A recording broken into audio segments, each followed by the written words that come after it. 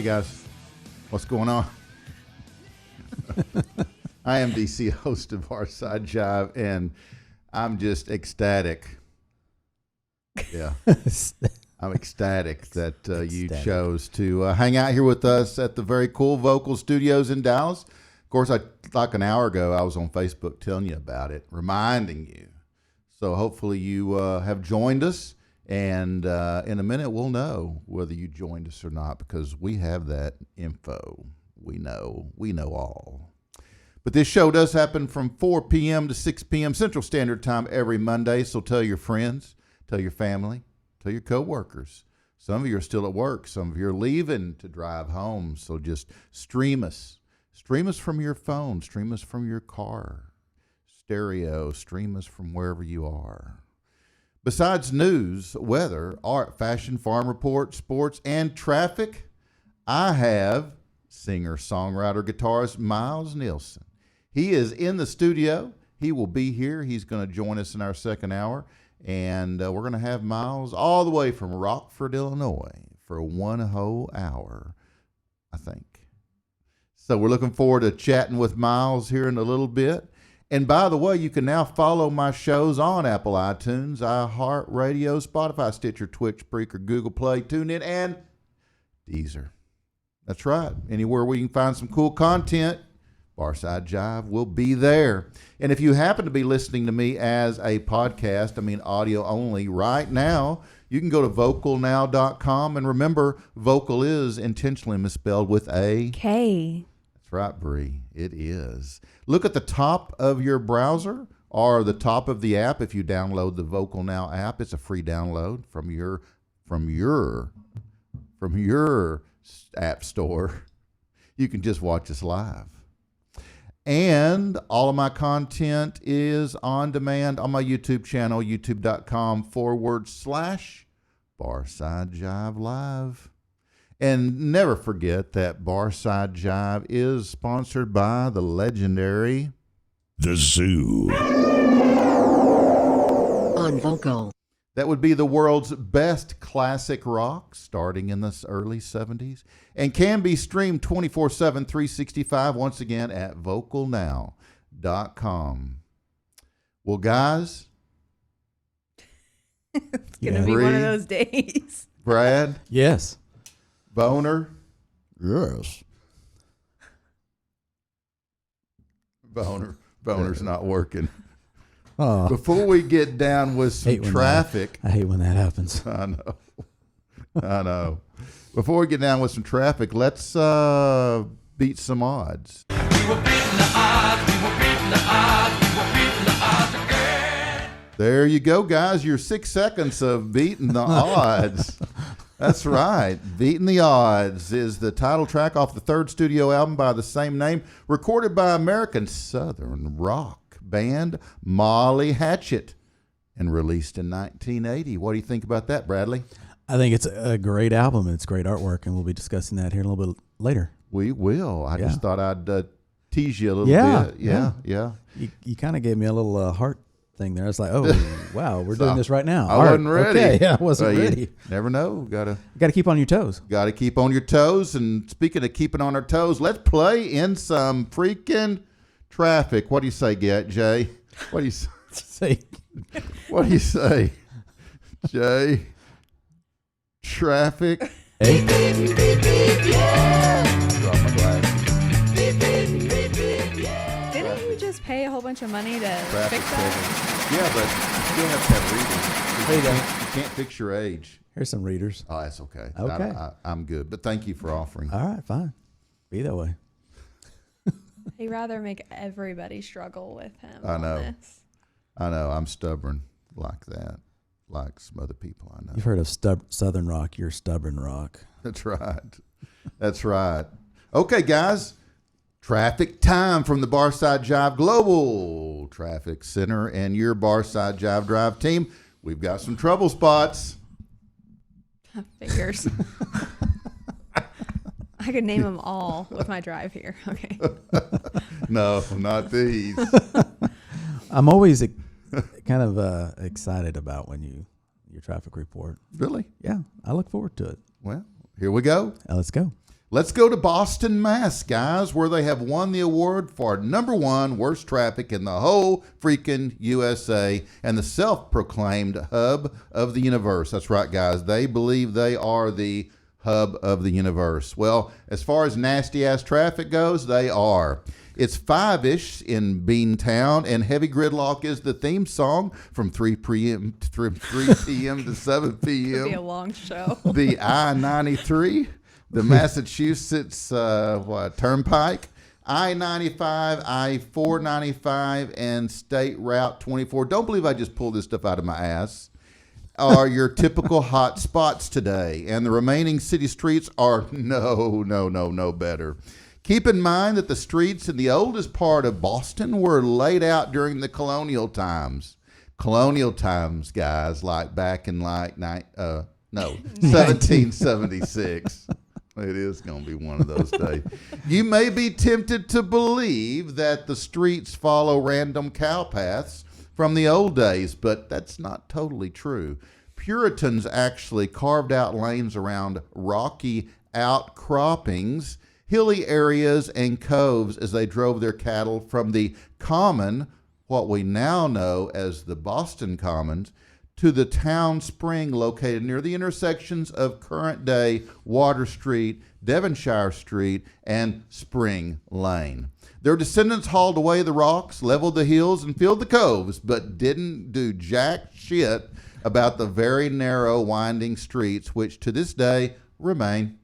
And then there's the congestion. Central Boston is small and compact, great when you're walking, but a nightmare when filled with cars, bicycles, and pedestrians, all vying for the same little space while going in different directions. Fun times. Oh, yes, jaywalking across Bolston Street next to the Boston Common. Ah, the pedestrians, yeah. Boston is full of them, since walking is usually the easiest and fastest way of getting around. Boston pedestrians embrace a culture of jaywalking, sometimes rather aggressively. If you're driving, you must anticipate that they will step right out in front of your car and expect you not to hit them. At the same time, you need to watch out for the bicycles and the bike lanes. Car driving in bike lane along Commonwealth Avenue near Boston University. Boston streets can be hazardous for bicycle riders in part because many streets don't have bike lanes. They're already too narrow, so there's no room. Where bike lanes do exist, some car drivers just pull into them to make a right-hand turn. Others double park in them, and still others use them as very narrow driving lanes. Additionally, pedestrians, cyclists, and drivers routinely disregard traffic signals.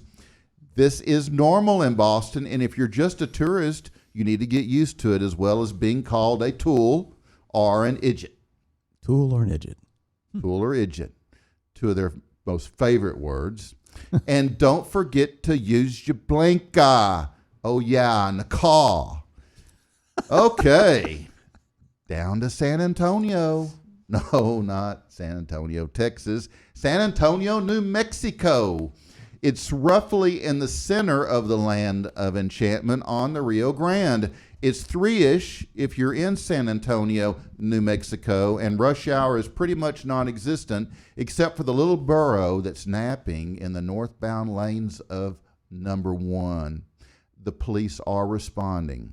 Overall, New Mexico is ideal driving country. The highways are virtually empty. The official and largely unenforced speed limit is 75 miles per hour, and there are so few exits that it's virtually impossible to get lost. Back in the tiny community of San Antonio, about an hour southwest of Albuquerque, you can stop in at Manny's Buckhorn Bar and Grill. A pink roadhouse, yes, a little pink roadhouse with a stuffed mountain lion in the back room. A must-have on the burger is Jesus. So most of us have on a the must-have on the menu is the Buckhorn Burger. Sounds like they got some beers there too. Mm-hmm. Wish we had some here. Yeah. This burger is at number 7 on GQ's 20 hamburgers you must eat before you die. Marlboro's #3 baddest burgers in the land, winner of the Bobby Flay Throwdown on the Food Network, the New York Times Web Paraje Numero Uno. Whatever. It's a green chili cheeseburger with mustard, tomato, lettuce, chopped onion, and pickle. The bartender will warn you to watch out for chupacabras in the desert. I know you're wondering, what the hell's a freaking chupacabra? Well, it's a monster and Mexican legend that sucks goat blood. Mexican mothers invoke chupacabras to warn their children of the dangers that lurk at night. It just so happens I have a picture of a chupacabra, in case you were wondering. There you go. Yeah. Okay. So let's make a phone call. Let's do. God. Let's call a friend. Oh, phone a friend. I love this time. I love this. Let's see. Said he calls you. Bree, he calls you. Right, probably. Here we go. Yes, ma'am. This is DC. I host a show in Dallas, Texas called Barside Jive. And tell us, I want to know more about this buckhorn burger that you guys have. Okay. You want to know what's in it? This is like world famous, right? Right. So it was on the Bobby Flay. Right. The throwdown. Right. We knew that. Yeah. Tell me what's on it. Lettuce, tomato, pickle, onion, mustard, chili, and cheese. Wow. Sounds pretty good. So, everyone in town comes there just to get this burger, right? Right. Right. Tell us about the chupacabras. Are they real? I have no idea. Oh, okay, because we hear that the bartenders tell you about them. I have no idea, to be honest with you. Do you know what that is? Yeah. You do? What do you think it is? Like those little animal things? Oh, it's a little animal thing? It's not a big animal? I don't know if they're little or not, but I thought they were. I thought they're pretty big. I have no idea. Are you? To be honest with you. You're not a believer? Yeah, I guess to some extent, but I've never seen one. You haven't seen one. Have you seen photos of one? Like on the internet, yes, but nobody's ever showed me a picture. Oh, okay. Well, at least you're still a believer. Hey, is it busy there? Not right now, no. Oh, so it's what? 3 o'clock, 3-ish? Yeah, around there. Yeah. Is that town very It big? usually starts picking back up around 6. Oh, around 6. Okay, cool. Hey, is your place really pink? Is it really what? Is it pink? Is it? Pink? Yeah. Is the building pink? It's like an orangish pink, yeah. Oh, it is. Okay, cool. Like a coral color. Coral. Oh, that's Coral. cool. Yeah, coral's a That's good cool. color. Anything else cool about your place, the Buckhorn, or your town that we might find interesting? So I've heard going toward a little further east, people don't drive through there at night because they see things out there at night. Chupacabras. I'm not too sure what it is. Really? Yeah. What do you think it is? I don't know. They say that they see people out there. Really? Like in the desert? Yeah. It's like a long, secluded highway. Really? Mm. Yeah. So you guys are in San Antonio, right? Yeah. Yes, that's where the Alamo is. The Alamo? Yeah. The Alamo is further north, northwest from here. Oh, it is north. Yeah. North. That's where. Okay, yeah, that's where. So you would go through Socorro. Uh-huh. And then go towards Magdalena. Okay, yeah, okay. And Billy the Kid's the courthouse where he escaped is close to you guys, right? It's not too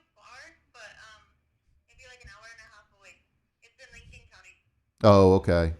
Yeah. Yeah. Okay. Well, what was your name?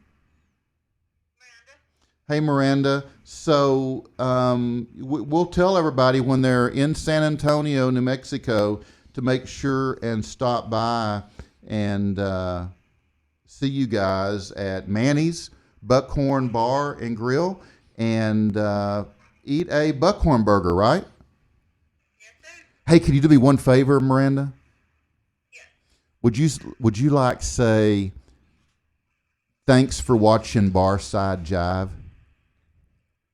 What is it called? Barside Jive. Barside Barside Jive? Barside Jive. Yeah. Say hi. Say hey. I'm Maria from Manny's Buckhorn Bar and Grill, and thanks for watching Barside Jive. Hi, I'm Miranda from the Buckhorn Grill. Thanks for watching what was it? Barside Jive. Can you sound a little more excited? Sound just a little more excited. Let's do it one more time. One more take. You ready? Action. Miranda? Can you say it again? Yeah, just say, hey, I'm Miranda from Manny's Buckhorn Bar and Grill in San Antonio, New Mexico, and like to thank you guys for watching Barside Jive. Hi, I'm Miranda from the Buckhorn Tavern down in San Antonio. We just want to thank you guys for Oh my God, you Barside Drive. you are Awesome. that was freaking. Can you do it one more time without interruption? Barside Jive. Okay, one more time. You ready? This is from the Buckhorn Tavern down in San Antonio, and thank you for watching Barside Drive. That's close enough. You guys are freaking awesome. I tell you, next time I'm in there, I'm gonna tip heavy. And drink heavy. And drink heavy. Thank you guys so much for the phone call. We really appreciate it. Okay. Bye bye. That was so much fun. Poor Miranda. Thanks, Miranda. Thanks, Miranda. You're awesome. Okay. Oh, okay. It's time for a commercial. We got a sponsor. Awesome. Yeah, here Love we go. sponsors. Yeah. It's a chupacabra, isn't it? No. On a stick. No, Jack in the Box.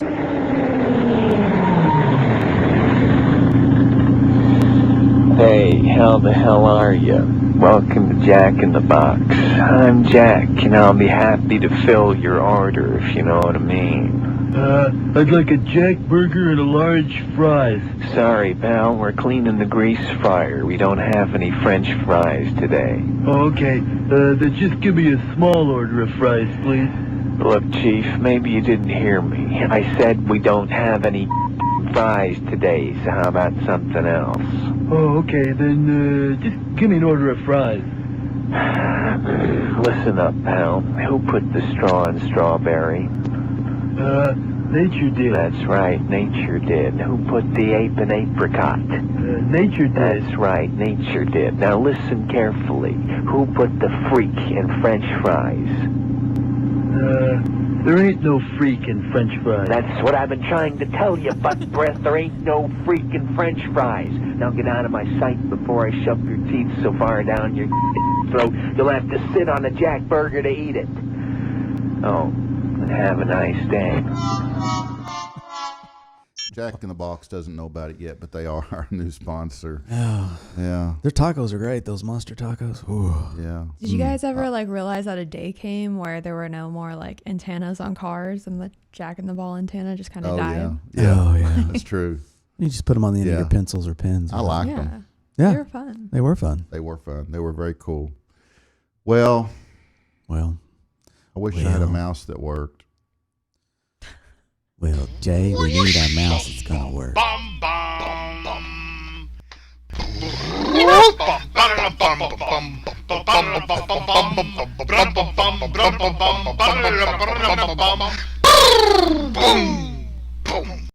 It's time for Bree's News. Bree Akers. Hey, guys. Hey, Bree. What up?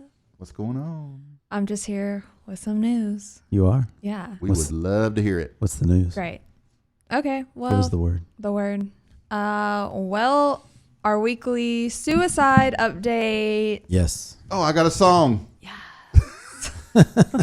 Here we go.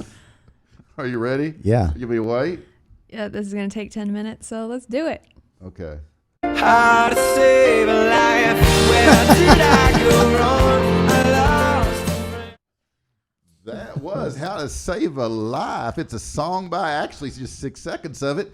American alternative rock band The Fray released in March 2006 as the second single from their debut studio album of the same name. The song is one of the band's most popular airplay songs and peaked at the top 3 spot on the Billboard Hot 100 chart in the U.S. It became the joint 7th longest charting single on the Billboard Hot 100, tying with Santana's Smooth 1999 at 58 consecutive weeks. And back to you, Bree. Well, guys, that's exactly what our old friend Ghislaine Maxwell is trying to do, is save her life. So this was actually just came in a couple of hours ago. But she and her lawyers have ambushed prosecutors by asking for a gag order on witnesses in her criminal trial. Now I'm pulling a DC and can't talk. It's catching. So they've asked the judge to prevent prosecution witnesses from publishing information about the case online. So now prosecutors are scrambling to file a letter in response, and that they've been negotiating and blah, blah, blah. And basically, I think it just all needs to come out, because the sooner it comes out, the sooner I am to winning the bet on what she's going to be. And the pressure's off. Yeah. I got a question. Yeah. What's the blah, blah, blah? Blah, blah, blah. Okay. That's whatever you want it. That's why you use blah, blah, blah, because you don't know anything else that fits better. What is wrong with you to have to ask that question? I don't know. Way to put us on the I'm spot. just curious. I hear people saying that yada, yada, blah, blah, blah. Yeah. Well, with this chick, she's got so much going on that She's got a lot of blah, blah. yeah, she's got a lot of blah, blah, blah. So it could really be anything. But kind of going with that theme, everyone loves a conspiracy theory. So this week we have a new one. Oh, okay. I don't even, There you are. Hey. Oh, hey guys. All right. Great, Jay. So we're going to dive into a couple of conspiracy theories that are intertwined with each other. So Deep dive. yeah, so this is going to be the fun part. So this week, it has started to be circulating that Tom Hanks is actually on house arrest for pedophilia. Oh. And that when he claimed that him and his wife had COVID earlier in the pandemic, that it was really a cover up for when he was actually being detained in Australia for these charges. Yeah. So, I love it. Yeah. Was he hanging out with Epstein? Was he on that flight log? He is on the flight log. Ooh. That's the whole deal. So he is tied to this whole like Pleasure Island log and the whole Hollywood log. Pizzagate scandal. So that ties into my other conspiracy theory of what's been going on music wise is, I'm sure you guys haven't like dove into this, but Justin Bieber a couple weeks ago, he released a song. Yeah, I don't dive into anything with Justin Bieber. Okay, well, we're about to. Okay, here we go. Buckle up, everybody. So Justin Bieber, if you guys don't know who that is, then I don't know what to tell you. Wrong. Yeah, I don't know what to tell you. Okay, so he released a song called Yummy. Yes. And all the, like, with all this stuff coming out of Hollywood, with everything, they kind of went on like a, hey, Justin, like, we think you're trying to say something to us, so like blink twice kind of thing. But some of the things that don't blink, just write a song. Yeah. So if you watch the video, some of the points that his fans have come up with is one, that it's the video's a big party, and it includes very rich people dining and being entertained by kids that are playing the violin. Justin promoted the song on Instagram using the hashtag Yummy with pictures of babies, and other things include some of the food being served in the video is actually really disgusting in contrast with a title like Yummy. So they're trying to say it's referencing pedophilia, which is disgusting, but the pedophiles enjoy. And every time Justin takes a bite of food, he seems overly excited and his jaw enlarges abnormally. Enlarges. Enlarges, yes. And Not enlarging. I think it was catching. Yeah. hey, that's what it says in this like thing. It says enlargens. So I'm just reading, guys. Okay. There's a man with big glasses in the video that's said to represent John Podesta, which is a powerful political consultant who worked with Obama and the Clintons. Uh-oh. Yeah, so Well, he was their chief of staff, wasn't he? Wasn't he Obama's chief of staff? Podesta? He's involved in the Or was that Clinton? Pizzagate I can't scandal remember. Shit. after emails were leaked containing coded language in the form of different foods, which the pedophiles used to refer to children, child porn, and sexual acts. There is a whole bunch more points that his fans have come up with. Wow. But yeah, like this week with the whole Tom Hanks thing, is they say that he's also involved in the Pizzagate stuff. There's a photo of him that it looks like on his ankle that there's actually like an ankle monitor on. Of course, Facebook is, the greatest fact checker out there. Oh, yeah, and of course they are. And it says, oh, this isn't, true. Yeah, of course they are. Well, I wonder about that song, Ohio Express. Remember them, DC? Yummy, yummy, yummy. I got love in my tummy. Yeah. I wonder if that has anything to do with it. I don't know. I'm just throwing it out there. No, I don't think so. That's too old. It is old. It's a good song. But Podesta was the chief of staff for Clinton. Okay. For Bill. Well, see, the Clintons are always involved. They are. Like, so this is the thing. The conspiracy theories continue. I love and conspiracy it all theories. comes full circle. So if you had to be a food code word, what would your code word be? Oh, donut. Donut. Love donuts. Shipley's. Shipley's. Oh, yeah. Shipley's Donuts. Okay. This show's sponsored by Shipley's Donuts. Taco. You'd be a taco. These are all very sexual. Jay, what would your food name be? Probably banana. Jay, are you there? He's there. He just afraid to He's speak. not answering. What would yours be? I know Barry? he may not be there. He left the phrase album cover up for about 120 seconds. What would yours be, Bree? It would definitely be like chicken nugget. Yeah. like guys, I know I'm 30 years old, but that's literally all I live off of is I've just got chicken That's nuggets. what he had. That's what I had for lunch today. Dinner, whatever. We were out in the middle of nowhere, and the only place was like McDonald's, and like it killed. Right, I hate McDonald's. I know, but it's a good food that you could just eat on the run. Well, If it's I'm gonna the make- good food when there's the only food out in the middle of If I'm nowhere. going to McDonald's, I'm going to eat a freaking Big Mac. I'm not going to eat those slimy nuggets. I didn't eat the nuggets. That's the whole deal. It's like I can't even get on board with the McDonald's nuggets. But I literally have a deep freeze at home that half of it is just various types of like chicken nuggets. What's the other half filled with? Deer meat. Oh, okay. So We were talking earlier off.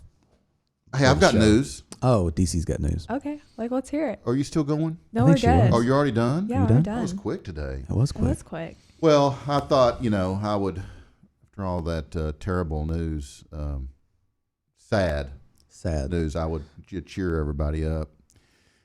Texas man admits kidnapping 79 people to anally probe them while disguised as an alien. Okay. I mean, So they were telling the truth. They were probed by an alien. El Paso, Texas. A man who was arrested by the FBI yesterday had confessed to kidnapping and sexually assaulting several dozen people while using costumes, drugs, and special effects to have his victims believe they'd been abducted I can't even by say it. aliens. Wow. 73-year-old Arnold White Do we have a photo? He's 73 years old and he's doing this. Jay, do we have a photo?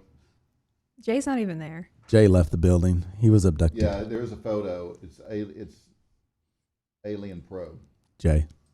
I don't. Oh, There he is. he's got alien ears. Look He at those does. ears. He does. Listen, he was arrested after a joint investigation led by the FBI, the El Paso Sheriff's Department, and the El Paso PD. Originally interrogated about 4 crimes committed in the region of the 1990s, the retired trucker confessed a total of 79 kidnappings across California, Nevada, New Wow. Mexico, and Texas over a period of 40 freaking years. I was gonna say, okay, how was this like old man hobbit abducting like 100 people recently? So over the years Yeah. makes sense. But I was like, this guy, you could like just kick him in his knee Yeah. and he'd fall over. Oh, yeah, So now. what- Yeah. Yeah. Mr. White him in his confessed to knee. using a mix of hallucinatory drugs containing LSD and PCP to subdue his victims before approaching them and carrying them inside his truck to assault them. Wow. Anyway, Have you guys seen the reboot about of that. Unsolved Mysteries? Yeah, and I'm disappointed. No. I am too, especially when it got to the alien Yeah. episode, because now I know it was this guy. Yeah, it was that guy. Yeah. And, I thought they would have solved some of those unsolved mysteries, and they're still unsolved. And Yeah, it's like, just this is a waste. Cliffhanger. Yeah. Hate it. I think Jay. we're locked up, Jay. We got Jay? the dude with the ears, the alien Jay. abductor. And his He mouth won't isn't go- moving. He kinda, won't go away. It's kind of freaking me out now. Oh, man. Jay, are you back? What's your food code name? Jay, Jay. we're going to give you one. Yeah, we're just going to make one up. Yogurt.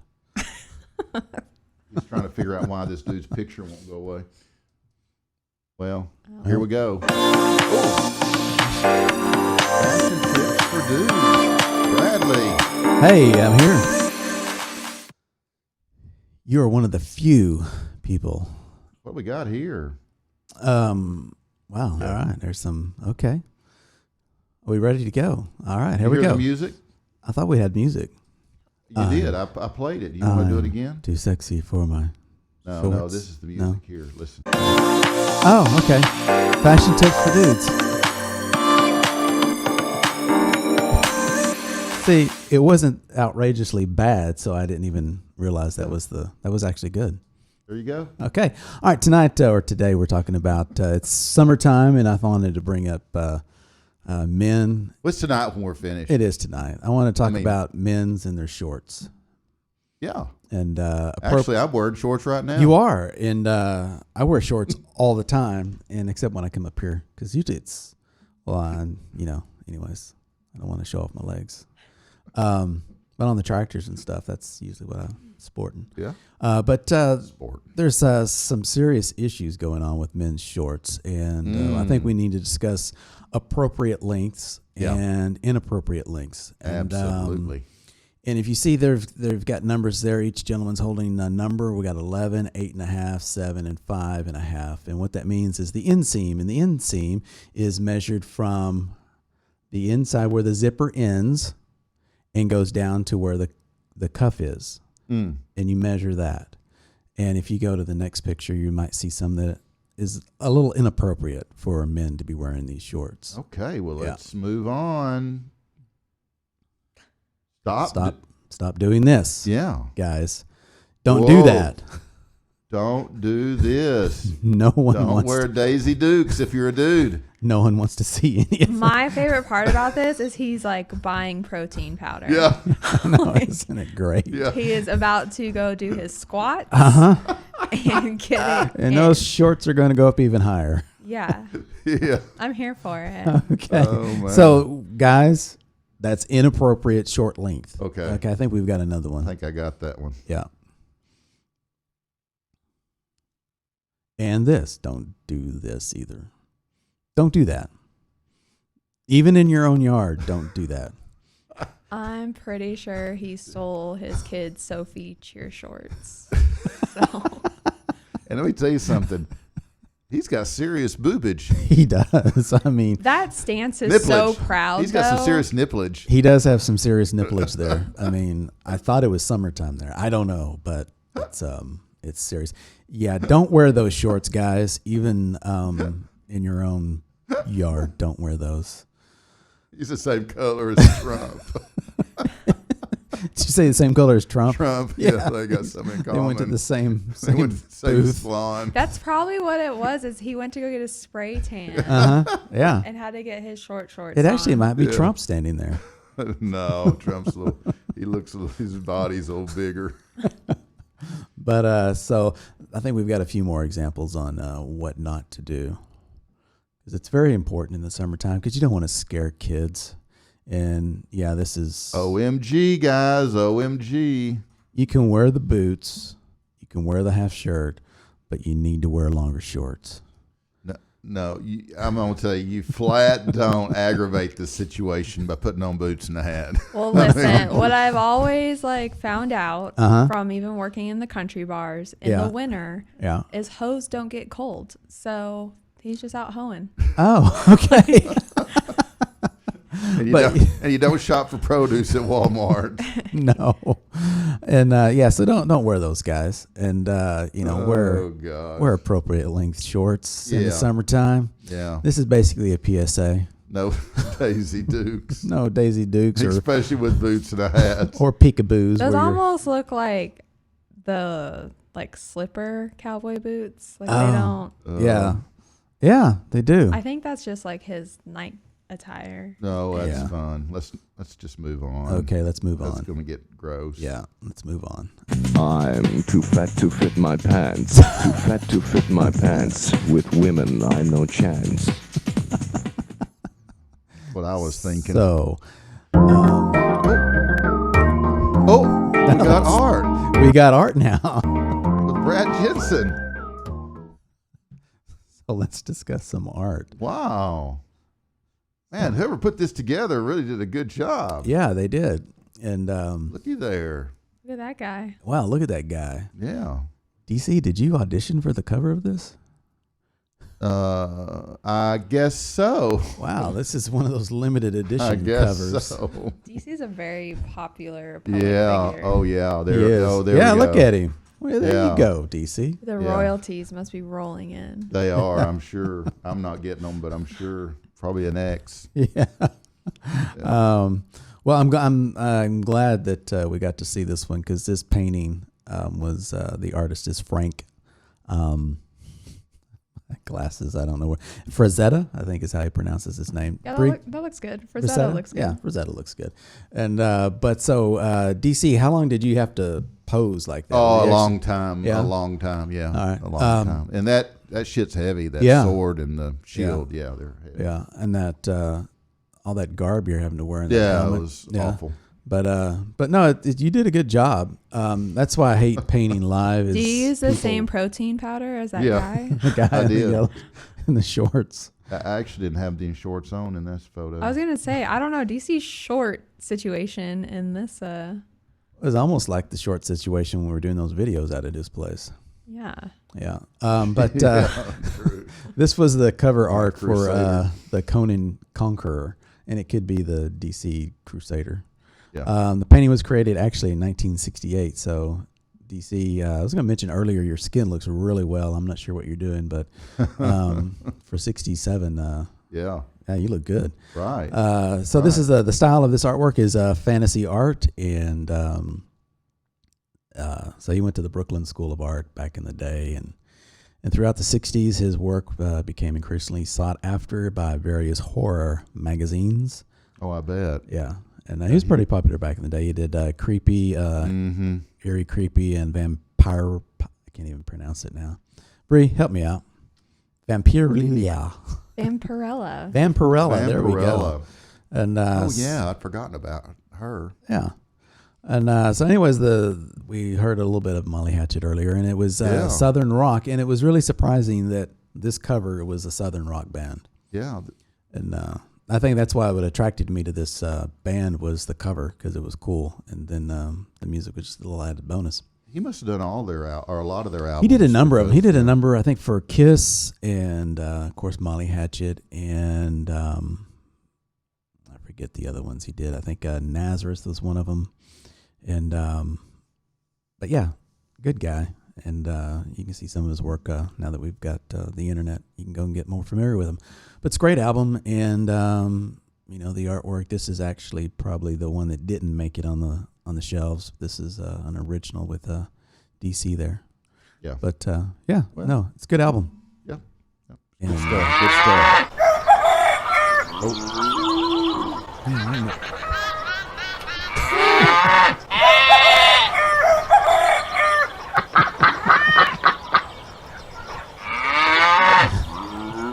Hey, there's a El Capitan right there. That's the Right bull. Yeah. And just before that, you saw his offspring. And over the weekend, we were tagging and giving their vaccines and castrations.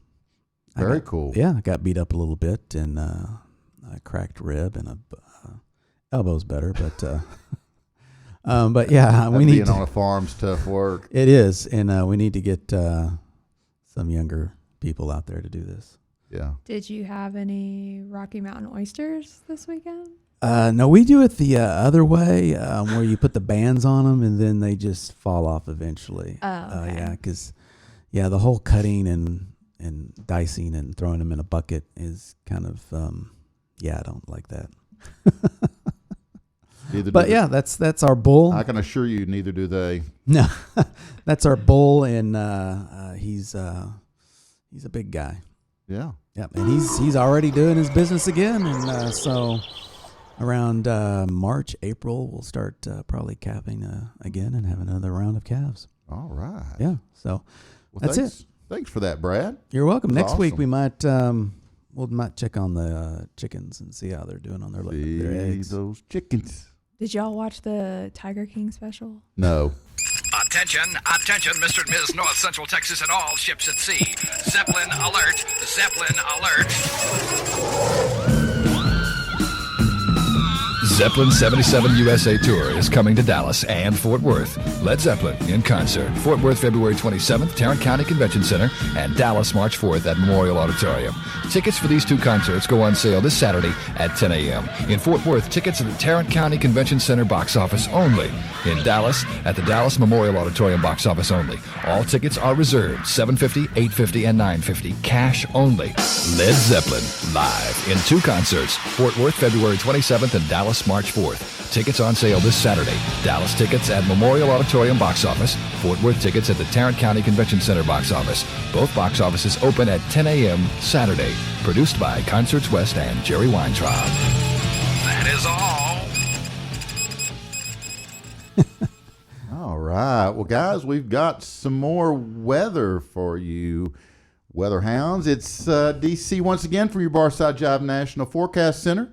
Well, not a lot of surprises this week.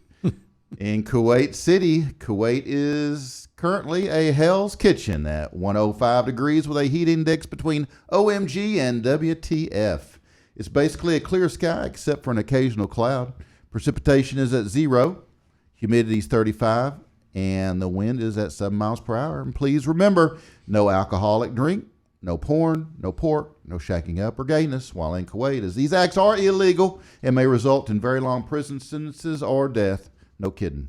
Now we're going to go to Toad Suck, Arkansas, where the mascot is A toad. the toad. In this thriving metropolis, it is mostly sunny and the current temperature is 87 degrees. Precipitation is 2%. Humidity is at 60% and the wind is at 5 miles per hour.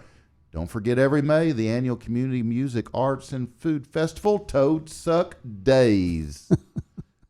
Yeah, kind of like dazed and confused, but Toad Suck Days. It's held in nearby Conway, Arkansas, because they can't hold all the people in Toad Suck. The Scottish Highlands. Yes, we're going way over the Atlantic to the Scottish Highlands. Current temperature there is 57 degrees. It is a nice cloudy day with precipitation at 100%. Humidity is at 94, and the wind is at 7 miles per hour. A lot is said about the Scottish weather, although in general it really isn't that bad. Average maximum daytime temperatures in July and August, 66 Fahrenheit. Wow. And on the West Coast, you're looking at only 60 degree Fahrenheit. So not bad. Now, I've got a little fun fact for you guys. Okay. The Loch Ness Monster sightings typically increase during the months of June through September, so keep your eyes out. We're going to Condom, France, guys. Condom, France. In this commune in southwestern France, it's not, look it up. Okay. It's legit. In this commune in southwestern France, it's 98 degrees with precipitation. I'm not Googling condom. At only 2%. Humidity is 32%, and the wind is at 9%. The Magnum lubricated condom is the gold standard in comfort and protection with larger than standard latex condoms for extra comfort, tapered at the base for a secure fit, silky smooth lubricant for comfort and sensitivity, special reservoir end for extra safety, made from premium quality latex to help reduce the risk of pregnancy and STDs, and each condom is electronically tested to help ensure reliability. That's good. Speaking of France, yep. Let's take a look at the weather in French Lick, Indiana. It's mostly cloudy, 88 degrees. Precipitation is 16%, humidity 61, and wind is 8 miles per hour. One more for you guys. Pyongyang, North Korea. That's right, guys. The capital, the largest city in North Korea, and home to Supreme Leader Kim Jong-un. The current temperature is 71 degrees, and it's mostly cloudy. Precipitation is 10%. Humidity is 96%. It's rather high. Wind is 3 miles per hour, rather low. And his height is 5'5" in heels. And that's your weather from your Barside Jive meteorologist. Well, kinda. Here at Barside Jive on the air. Now back to you guys. So what was your question, Bree? How do you electronically test a condom? I don't know where you'd plug it in, though. I guess you just zap it with something. probes. I got a cattle prod we could, try to zap it with. know. But what would that prove? I don't know. I don't know. Hey, Jay. Hey, Jay. Yes, sir. It's time for sports. Oh, well. Oh, stand by. Yeah, I mean, what's with the intro? Okay, hang on. Jay, what food are you? Hey, I got a new intro for Jay.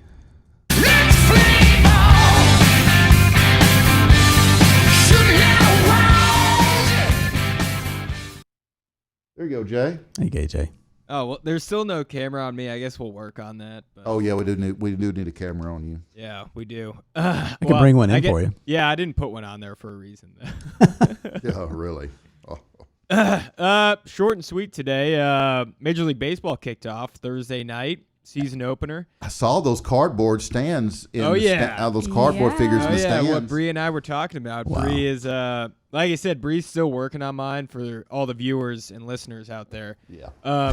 She decided very generously to fund the proposal. We have a GoFundMe account. Yeah, and the purchase of it, and I would provide her with a nice image. So a nice image. Didn't Very say one of cool. you. You just said a nice The image. first thing the GoFundMe is going towards is a silent fan in this studio. It is a little warm in here. It's warm in there? Yeah. Yeah. Well, you could just ask the producer. And Oh, we used to ask at the other studio. Well, Jay, we've been yelling your name for about 50 minutes without a response. So there's also that. I'm trying to help DC get more familiar with the band. Yeah, So you're staying I don't silent. want to have to respond. Anyways, you guys are interrupting my Yeah, let's get on with the section. sports thing. So- I want to know about bowling. I enjoyed the fake crowd applause in the background of all the baseball games. Yeah, get back to your balls, Jay. Yes. Yeah.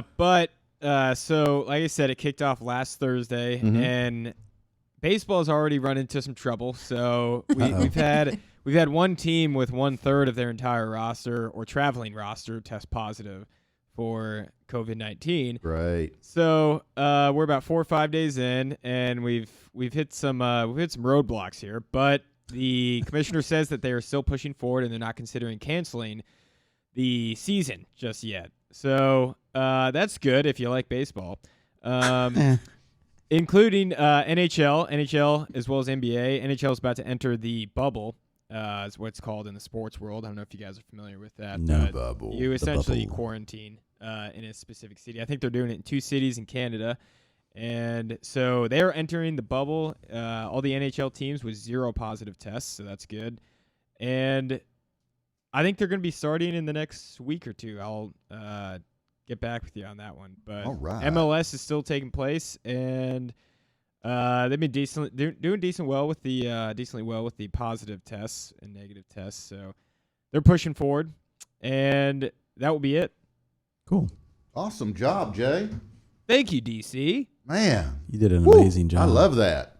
Well, that was short and sweet. It was. Now we can squeeze in a little more traffic. Hey, I love traffic. I'm gonna start calling Jay. Hold on, my Tater section Tot. is not done. Oh, Hold okay. on. Wait a minute. Hold on. He's got. You ready? Yeah. All let's right, go. Now it's done. Oh. Okay.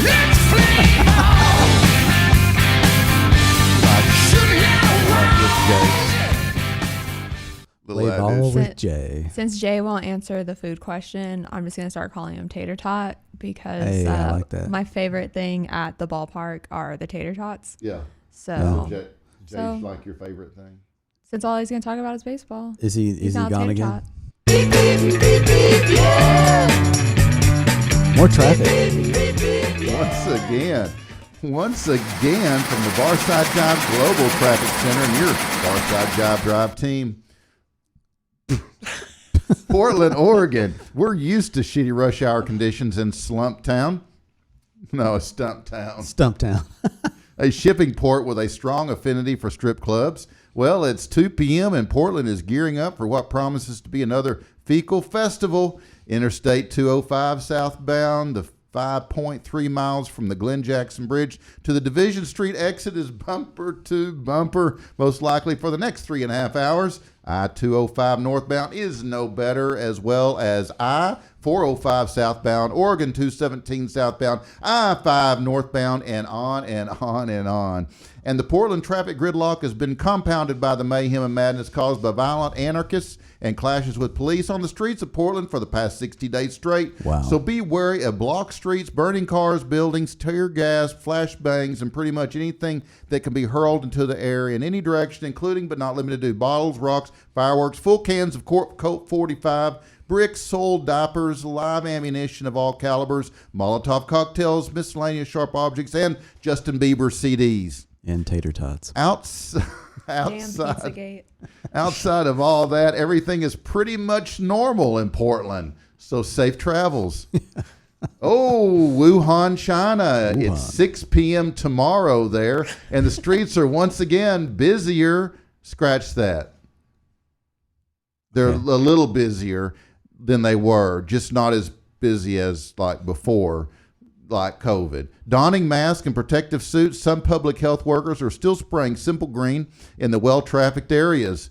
An 11-week lockdown has been lifted, and a sense of normalcy is returning to the city that was once a city of 11 million, where the novel coronavirus outbreak began, they say, in November. But who really knows? I mean, it's China. As the threat of the virus fades as quickly as the size of the Wuhan population, some residents welcome the very aspects of everyday life that make it so monotonous. I hated traffic jams before, said one person, but now it makes me look forward to seeing them again. I'm the only survivor in my whole neighborhood. Finding new friends is the first thing on my post-COVID agenda, said another. And another stated, there was nothing novel about it. That was some bad shit our government, in conjunction with Hillary Clinton, released to help rid the world of Trump. Although the lockdown has been lifted, at least half of the Wuhan population has been speculated to have been killed due to the virus. Wow. Traffic is light on all major, as a side note, traffic is light on all major roads going through the city. In fact, satellite photos reveal that the whole city looks like it's pretty much deserted. You'll find traffic slightly heavier around the hospitals and the funeral homes. That's global traffic from your Barside Jive Drive team. Have a good day. I have a question. Anyway, next song. What? No, this whole China virus thing. You realize this has lasted longer than anything that's made from China? Yeah, that's true. I mean, it's like, I think that's true. it's the best thing they've ever made. I think that's true. Anyways, Hey guys, as a side note, because we got a couple minutes. Yeah. Rest in peace, Peter Green, co-founder of Fleetwood Mac. Oh, yeah. Yeah, Peter's gone. He died just Saturday, and then before that, Regis Philbin. I know. I loved Regis. I know. God. Yeah. And he once auditioned for Motley Crue. I thought he auditioned for Barside Jive, but He didn't. No, he didn't. No, but he did. In fact, I've got an article to prove it. I didn't do my Why Did Rome Fall? Why did Rome fall? God, I gotta tell you. All right. Well, ancient Rome was arguably one of the most interesting civilizations, right? In its heyday, which started in the Italian peninsula as early as the 8th century BC. Its empire expanded. Its significance immediately became one of the largest in archaic times. Okay, so while most of us know a thing or two about ancient Rome, our knowledge, is really still pretty vague. So I wanted to talk about, why the demise of Rome, why the demise of Rome, Why? and why we here in the West should take notice of what happened. So I want to bring you, like every week, one thing that I think that had led to the demise of Rome. And the first thing is the Romans had a thing about poop. Okay. They had this bizarre belief of a sewer goddess, a toilet god, and a god of excrement. For them, the gods frequent the latrine in very large numbers. I bet that was awkward, like if you're in the latrine and you think you have a god of excrement hanging out right there with you. They even believed that poop was a food for the dead. Or a god coming out of you. Hence, they always prayed for the gods to make their poop edible. Oh, that's. I'm sure that's why the. This is true. Look it up. Okay, Google I said. am not Googling this. This is true. Have that in your search. Yeah, not Googling this. I wonder what'll show up on your Amazon shop list. Right. No yeah. telling. If you Google that. No telling. Yeah. Well, guys. Yes. That almost brings us up to our featured guest segment. Awesome. We're going to be right back with a really short break. Commercial break. Okay, guys, we're back. Hey. Was that short enough? That was a great song. Was that short enough? Hey, Jay, is our guest ready? Well, he needs to hit the link. So it's not I can't really help him. He just needs to click the link. Can we text him? I think so. So anyways, Bree. Yes. Jay, since you're here, what's your food? Well, I missed that part because I actually was working. I had to run out for a second. Yeah. But Oh, we noticed. Yeah, we noticed. Well, what was the question? If you had to pick a food as like a code word for yourself, what would your food word be? Oh man. DC's was tacos. Mine was donuts. And I was chicken nuggets. Yeah. Ooh, man. Pancakes. Pancakes. Do you eat a lot of pancakes, Chocolate Jay? chip. Chocolate chip pancakes. Are you like an IHOP or a Waffle House person? Waffle House. Choose wisely. I mean, well. Or Denny's. You can add Denny's in there. Yeah. Too. I actually probably hit. I would do IHOP. Actually, well, I go to Waffle House for the waffles. Yeah. That makes sense, right? I go to Waffle House for the entertainment. But I would hit more like, I go to more like, I don't know, like a local diner. You know what I mean? I support small businesses. There you go, Jay. Good plug. Except us. You just run off. Yeah. I love the Waffle House. In fact, I love I'd Waffle love to House. go right after the show. Waffle House is the shit. It'll give you that Waffle too. House is good, yeah. Let's go. Let's go. I want a waffle. There's one in. I think your guest is in. Oh, hey, wait a minute. Hey, Okay, we guys, got we're somebody. back, and my featured guest segment is sponsored by Hip and Hippie. Hip and Hippie is a planet-loving company known for its high-quality, earth-friendly, 100% recyclable candle line and natural body care products. It's no wonder eco-supporting people love Hip and Hippie, hipandhippie.com. Guys, let's welcome Miles Nielsen to Barside Jive. Hey, Miles, how's it going? Pretty good. How you doing? Good, man. Good. Glad you could join us. Are you Me in? too, man. Are happy you in, to happy to do something. I've been pretty slow on work. I bet. Yeah, I bet. I bet it's been tough, man. You've just been hanging around the house.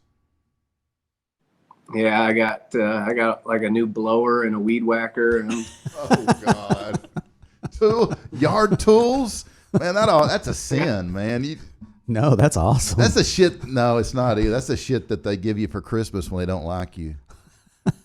Yeah. Well, it's like, my friend who's like, man, I moved into a condo. I've got this weed whacker and blower. You want to buy it for $100? I'm like, yeah, probably need to do my own yard work this summer because I'm not touring at all. I ain't got nothing else to do. That's great, man. That's great. Women bitch about getting irons and sewing machines and vacuum pots cleaners and pans for Christmas, and they turn around and give us a freaking weed whacker to do work outside. Yeah. What the hell is up with that? So we don't want you in the house because we're busy cleaning it. Because we stink. So Miles, are you in? I guess you're in Rockford at home. Oh, Rockford, Illinois, lovely Rockford. Yeah, it's a cool place. Yeah, it's man. it feels like Louisiana here right now. It's like 94 degrees and super humid. Is it? Yeah. It's great for a guy that doesn't like to wear shorts. Speaking of shorts. Yeah, we just had a segment on that. Well, tell me, I guess, is Mary's place open? Mary's is open. Mary's is open. Yeah. They actually, I don't know, about a year and a half ago or so, they have paved this little area behind the club, and they never really did anything with it. So now it's like that's their patio. So they put up some tents and some canopies out there so people hang out outside. Some people that are brave enough, they go inside. Well, I haven't been there, but I've driven past and I've almost gotten the courage up a couple times, but trying to curb my alcoholism a little bit, which hasn't. I mean, that's a total lie, actually. It sounded good on camera. It did. Yeah. I was believing you. Yeah, we were actually believing you for a minute. Dude, I'm a good liar. I swear I wasn't going to do this. I really wasn't going to bring up till the very end your dad. Okay, I just wasn't going to do it because I want this to be your time. I want to talk about your music, your life, your music, your thing. But my God, you look so much you look so much like him. Now that I see you up close, I never thought that, like in the photos that I have and oh, there you go. I never realized that you look so much like him. But God, yeah. There's no mistaking me for the mailman, as they say. There's definitely you're definitely when we're next to each other. It's like foreshadowing what I'm gonna look like in the future. And I like tell my wife, I'm like, sorry, Kelly. Right.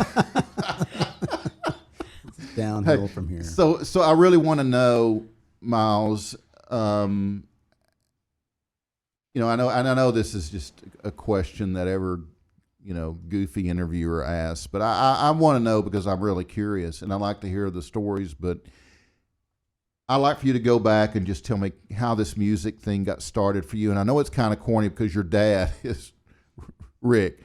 And if people don't know, he's the guitarist for Cheap Trick, co-founder of that band. But I know growing up in that home, you can't ask for a bigger influence in music. But how old were you really when you were like, I want to do this? Well, I had these weird, like when I was like 4 years old, we put this band together that was like, me and my preschool buddies. And, my dad sent me a photo the other day and he was like, this was your first band practice. I was like, and I could name all those kids from preschool. I was like, well, that was Jonas Garvin on guitar. That was Chris Carbone on bass. That was Cody Sundberg on drums. And that was me on rhythm guitar and vocals. We all had our shirts off. I mean, no way. You were that young? Yeah. Yeah, we were, but I didn't know what I was doing. I didn't know how to play the guitar at all. I was just, I didn't know what I was doing. So fast forward till I was playing, I was the second chair trumpet player in jazz band. My seventh grade, and the kid who that's when Appetite for Destruction had come out. And this kid, Dan O'Brien, he had this yellow Ibanez, with the handle, which was pretty badass, I must say. And, right. He played Sweet Child of Mine, and it sounded just like the record. And I was like, what you can do? Like, I never even really realized like that I could do the same thing as my dad in that sense. So it wasn't until seventh grade. And then the next day I went home and I said, I want to play guitar. And my dad gave me a Greco Super Reel Les Paul. It was Wow. a knockoff of a Tiger Top, Flame Top Les Paul that looked a lot like what Slash was playing in the Paradise City video. Right. And I just dove in head first. There was a guy up the street from us named Tim Rowe. He played in this band called Tim Rowe and the Saucers, and he was this kind of weird, quirky kid. And I would walk with my guitar through the backyards of our neighborhood and walk into his house, and he would, I'd pay him $10 for an hour lesson, and he would teach me, like he just taught me chords and little things. He taught me the Munsters riff and, things like that. And I was like, man, this is the greatest thing. And then my brother, who's 18 months older than me, he's like, he would bring his friends over and they're, what's wrong with your brother? I'm like, why'd they say that? They're like, every time he come over, man, he's just in his room with his headphones on, just playing guitar. So I just dove into it. I thought it was the coolest thing in the world. And then when I was 14, so like a year later, I played out in this really, really pedestrian band that we had put together, at 14 years old. And I remember there was these two girls that wouldn't talk to me in school. And then they saw us play at Energy nightclub. And they came up to me right after the set and they were like, you were so great. I didn't even know you could play and sing. I'm like, yes. Yeah. Oh, so, yeah. from that, then I proceeded to, I guess, be a poser for a handful of years until I really figured out, spent the time crafting the instrument and the voice and the songs and stuff like that. So then I went away to college and started singing.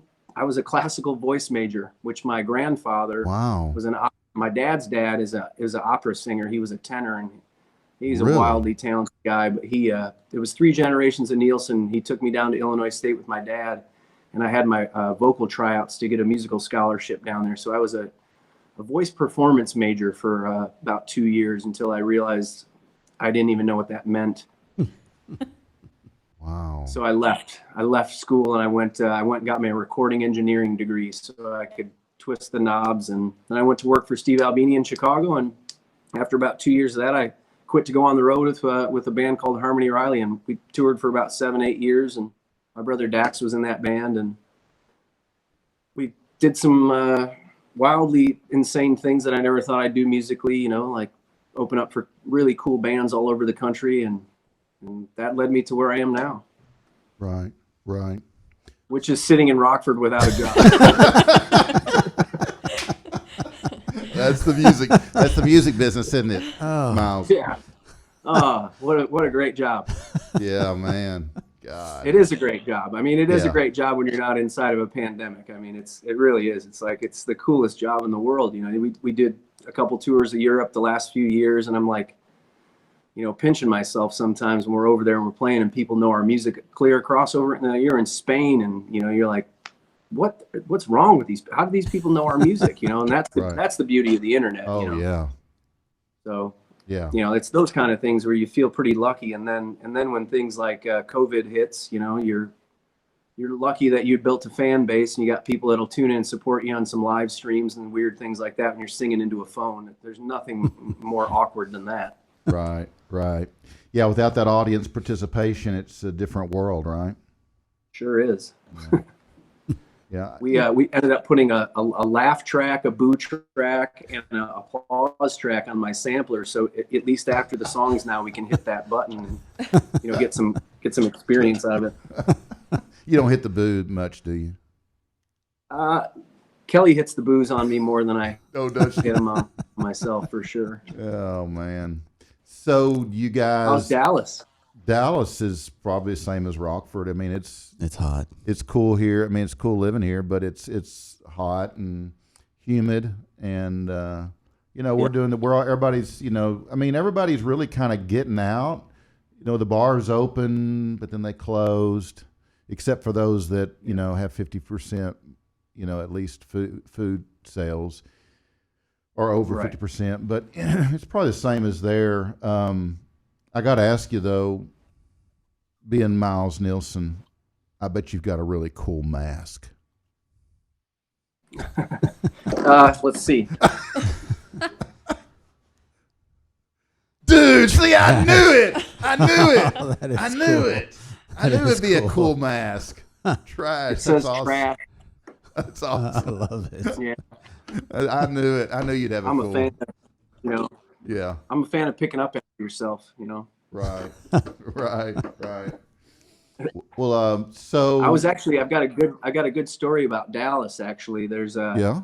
I was at a Dallas Mavericks game. I went to a guitar show with my dad. I think it was like 1991, and we went to see a Dallas Mavericks New York Knicks game. And I came out, and there's this guy. He's like, "Hey man, you want to come to the show?" He hands me a flyer to the show, and he handed my dad one too. And my dad's like, "Who was that bum?" And I'm like, "That was Kevin Kinney. That was Kevin Kinney from the band Driving and Crying." And my band at the time was playing Fly Me Courageous. That was one of the covers we did. And I was like, "We have to go," and he's like, "Well, it's a 21 and up club." I'm like, "Well, can't you pull some strings or something? I mean, can't you like go in the back door or something?" Come on, Dad. No, come on, Dad. And so we did. We went down to Trees in Deep Ellum. Yeah. And great place. We saw Driving and Crying, man. It was killer. Yeah, I bet. And then fast forward like 25 years, I'm on tour with Driving and Crying. Kevin and I are buddies now. Wow. That's How cool is very that? Full circle. Yeah. It's life has a habit of doing that, right? Bringing you right back. Yeah. Yeah, the trees. I see your AC/DC shirt, and I'm like, didn't Back in Black come out 40 years ago yesterday or the day? Yeah. Great album. Yeah. Man. Yeah. That album would come out now and destroy. Dude, seriously. Yeah. I mean, yeah. I don't know what honestly, I don't know what the younger generations are going to do for music except listen to the same stuff that they're listening to now. If you've ever taught a rock and roll camp, which I've been fortunate to do that and unfortunate to do that at the same time. Yeah. They all play the classic songs. Yeah. They want to learn AC/DC. They want to learn, they want to do all the same stuff that Led Zeppelin. They want to do all the same classic stuff that I wanted to do it. And we didn't have a rock and roll camp when I was a kid, but we made our own, we made our own bands, and we all learned the same covers. And like 30 years later, they're still doing the same covers. Dude, you didn't even have YouTube. I know. I had cassette. Okay, yeah, those are great. But still, I'd have to fast forward cassettes back and forth, and like actually use my ears, Yeah, absolutely. Yeah, oh man. But I'm fortunate because my ears are better for it. Yeah. Well, I think probably you learn better that way. I mean, because it makes your mind think, right? You're forced to have to use your head. It's not as I think that's a good thing from a learning. Yeah, I'm terrible at the tutorials on YouTube. Even I'm fortunate when they are like, "Here's how you replace the heating coil in your dryer." Yeah. Not when I'm like, "This is how you play Cashmere." I'm like, I can't concentrate on that. I'm too busy looking at the guy's hair or like what he's wearing. I do the same thing. I can't concentrate on what he's actually playing. Next thing I have to rewind it like 70 times, and by the end of it, I'm like, I didn't learn a damn thing. Right. It's just wasted time. And then I just have to go back and put in the cassette and like learn Cashmere how I used to. Right. So are you guys, I guess, after COVID, Rusted Hearts, you guys, I guess, will get busy playing again? You working? I sure hope so. You working on new material, or what's going on there? Yeah, we're actually starting a new record on the 18th of August. We're going to get in studio and start cranking on some new songs. And that's pretty much, we've been rehearsing though on a regular, like every Tuesday, kind of just saying like, if we can do nothing else but get together in a room and jam, that's still fun. Yeah. Yeah. Now have y'all, it still, have you still guys keeps been doing everybody, in shape and keeps everybody tuned in together. And we talk about, hey, we could, we're talking about trying to do some things that are maybe throw like a camping festival on the farm that we have a studio out on 12 acres. And we're talking about doing like a, socially distanced kind of farm camp out kind of thing where we allow people to, bring their campers or their tents or, we'll have a big bonfire. We'll play a couple sets and then we'll do like a Sunday morning songwriter thing and then let everybody kind of go about their day. But we're trying to put some things like that into motion, like an early fall, mid-fall kind of festival when the weather kind of breaks from the humidity here. So right. Trying to put a few things like that together because I really, we've got about 4 shows on the books, but as every day comes closer, those things start dropping off. Yeah. You know. Yeah. So we're just looking to do some things on our own, which, you know, I mean, as you guys probably know too, like Live Nation's buying up all the music venues. Oh yeah. They're gonna have them, you know, they're gonna own everything. So coming out of this, you know, it's like 90% of all the independent music venues that we know aren't going to be in existence, and that scares the shit out of me. Right. And but in that sense, we're gonna have to rethink how we go about doing our thing as like a smaller independent band. Right. Right. You know, I don't see ourselves doing Live Nation shows anytime soon. That, you know, we take, you know, every dollar that we make, you know, we need to, that counts for us. So to start splitting money with someone who's a big billion-dollar corporation really doesn't sit too well with guys like me. Right. Right. So I wouldn't think so. We'll see how it all, you know, we'll see how it all plays out. But, you know, I don't know, you know, it's one of those things where I think you look at the way things are, the current state of affairs, and, you know, it's like that, you hate to say it, but it's kind of survival of the fittest when you get down to it. It's about reinventing yourself. It's about, you know, resiliency and seeing how, if you're meant for this industry, you know, you're going to survive this thing. It's just probably going to look a little different on the other side of it. Right.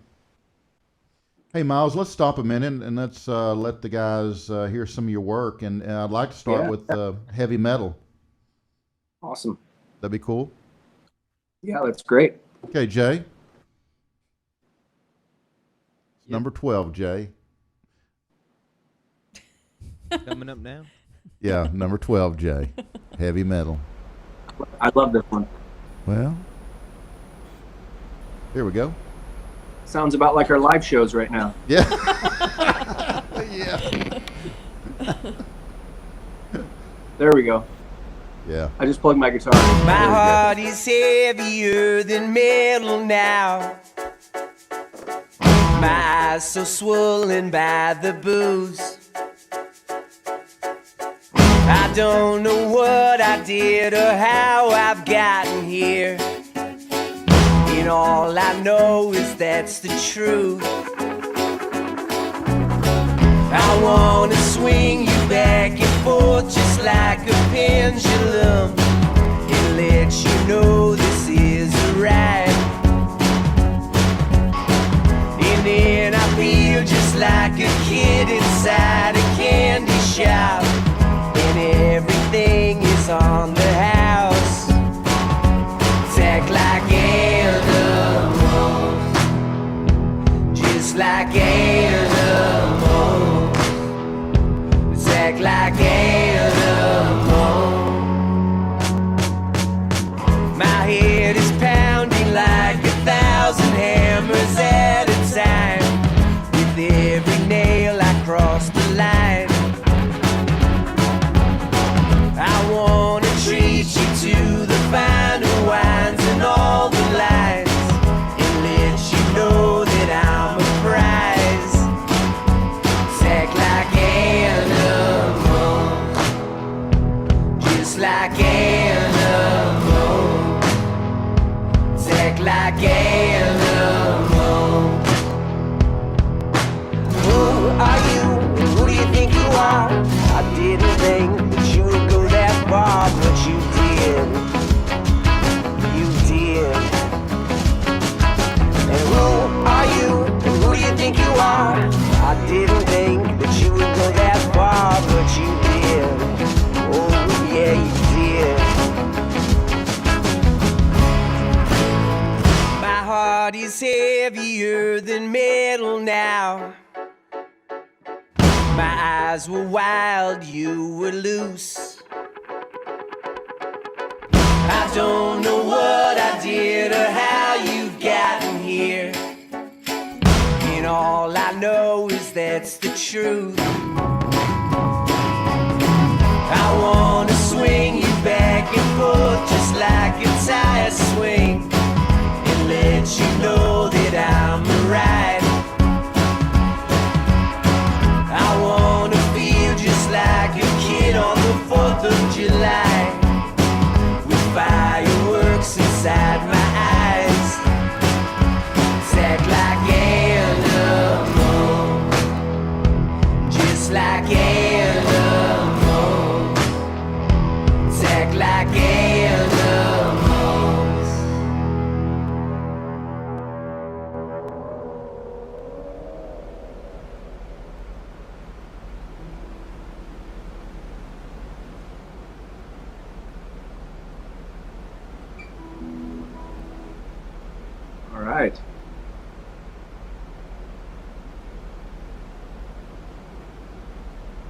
It's the internet connection here. Yeah, I love that. It's a great song. It is. Miles, you want to speak to that video? Yeah, well, if you saw the guy at the end, actually, he passed away last year. He was our road guy for a long time, named Skicat. And that was our friend Melissa. She works in Chicago now. She's gotten a bit more popular, and she doesn't. She lives in there, and we're gonna work on some new videos with her coming up. But we were planning on doing a couple new videos for Obahoy, and we had them all sketched out and ready, and then the industry shut down. So we're gonna pick back up on those hopefully soon.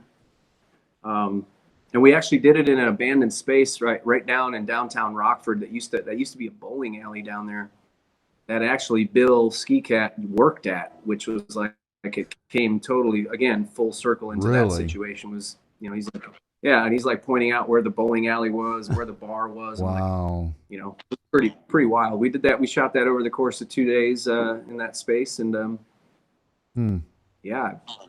I love the Firebird. That's a guitar that I want to bring back out on the road when we can get back out on the road. Right, right. A lot of things are, when we can get back out on the road. Right. The whole reason that we're here today is because of Bill and Skicat. And because when I was in Rockford, I met him, and he kind of became our travel host while we were there, and showed us around, and so we ate, had meals with him, and spent a lot of time drinking with him, and we became good friends, and stayed that way, from a distance. But he's the one that turned me on to you guys and your music, and so I really, that's great. I appreciate the hell out of Bill. So sorry that he's gone, but we've always got those memories. So. Yeah. Hey. Yeah, I mean we got a lot of good ones with him though. A lot of miles traveled on the road with that guy. yeah, because he was your guitar tech, right, for quite a while. Yeah, he was our guitar tech for like,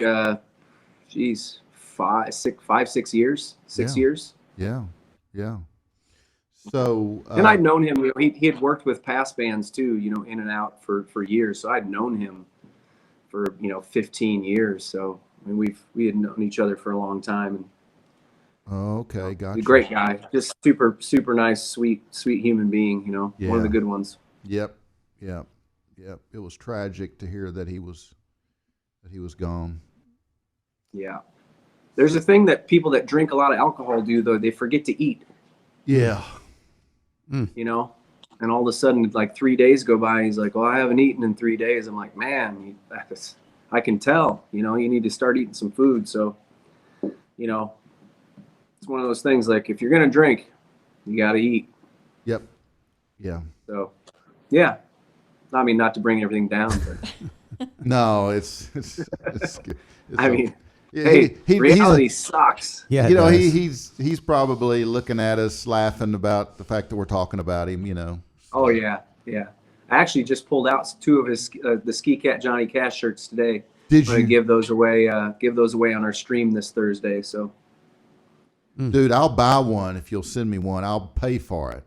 Yeah, for sure. I'll look and see.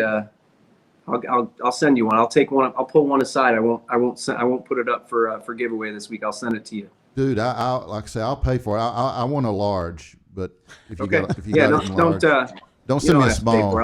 I'll send you one. I don't, whatever. But I would love to have one. He actually gave me. I probably owe you because he actually gave me one of your albums. Oh, yeah. Okay. All right. Yeah. That's why I'm on here now. I'm here to collect it. There you go. Yeah. Pay up, DC. Yeah. So I figured this was the only way to find you. Yeah, I know. Right. So you gonna play for us? Is that what you got? I got a guitar. I figured it. It's really hard for me to sit and just listen to my songs. It's like I'd maybe just rather do a song with you here. That's all right. Why don't you? Maybe that's awesome. Bit, That's awesome. But I figured I have a couple guitars in the living room here, and I was like, why don't I just play? So how many do you own? Like 35-ish. But Mine are all like players' guitars. You know, I don't own anything that's worth anything more than a couple $1,000. You know, I get guitars to take them out and beat them up. And right. Over the last few years, I've gotten so into like writing and recording. You know, over the last whatever 6, 7, 8 years that I pick up like. I've got like a super cool baritone acoustic guitar that I picked up that's really great for writing and recording. And then like this guitar here is a custom made guitar from Thomas Guitars. He's a builder down in Central Illinois. I've got 2 of his acoustics now. I'm looking at I don't know, there's a Gretsch that my dad got me. He got all his boys Gretsch guitars for Christmas last year. Wow. Like a seafoam green Gretsch that I have hanging up. And but all of them are just player guitars, you know. So if you break into my house, you're not going to get anything that's going to be worth that much. So now you'll get bit by an 85-pound boxer, and you might get shot by a 9mm. So I would just stay away.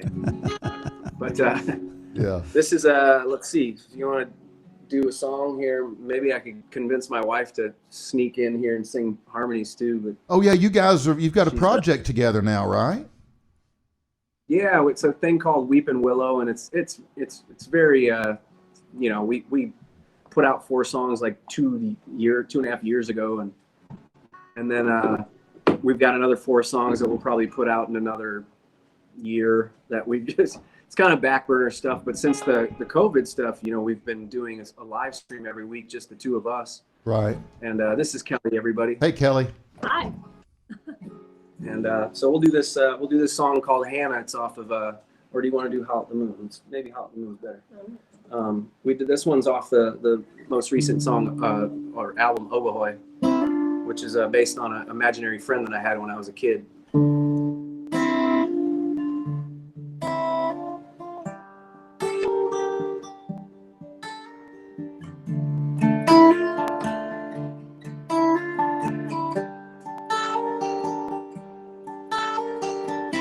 When it sings like a broken record, I guess I feel like I always have.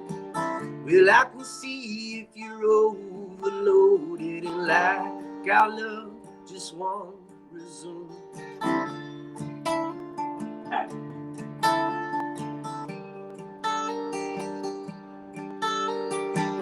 So I leave, get broken, loaded.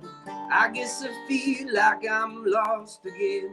And like a rope that's worn out, hold you closer than I ever have.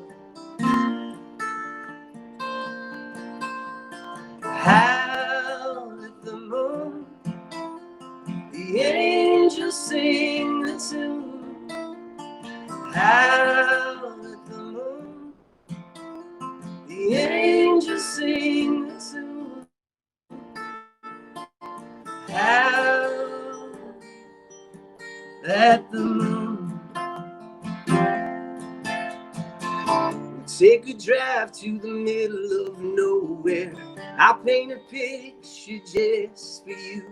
I dance around until the sun sets, until I catch up to you. And then I feel like I'm growing colder, colder than it's ever been.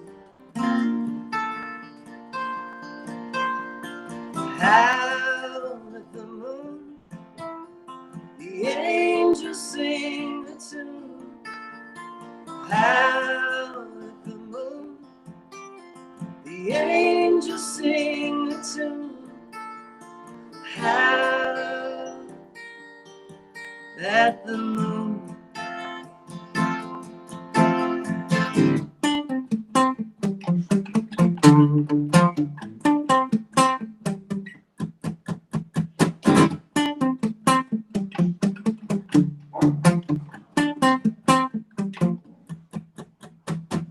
Somehow it's clear, yet really broken. I guess our love won't resume.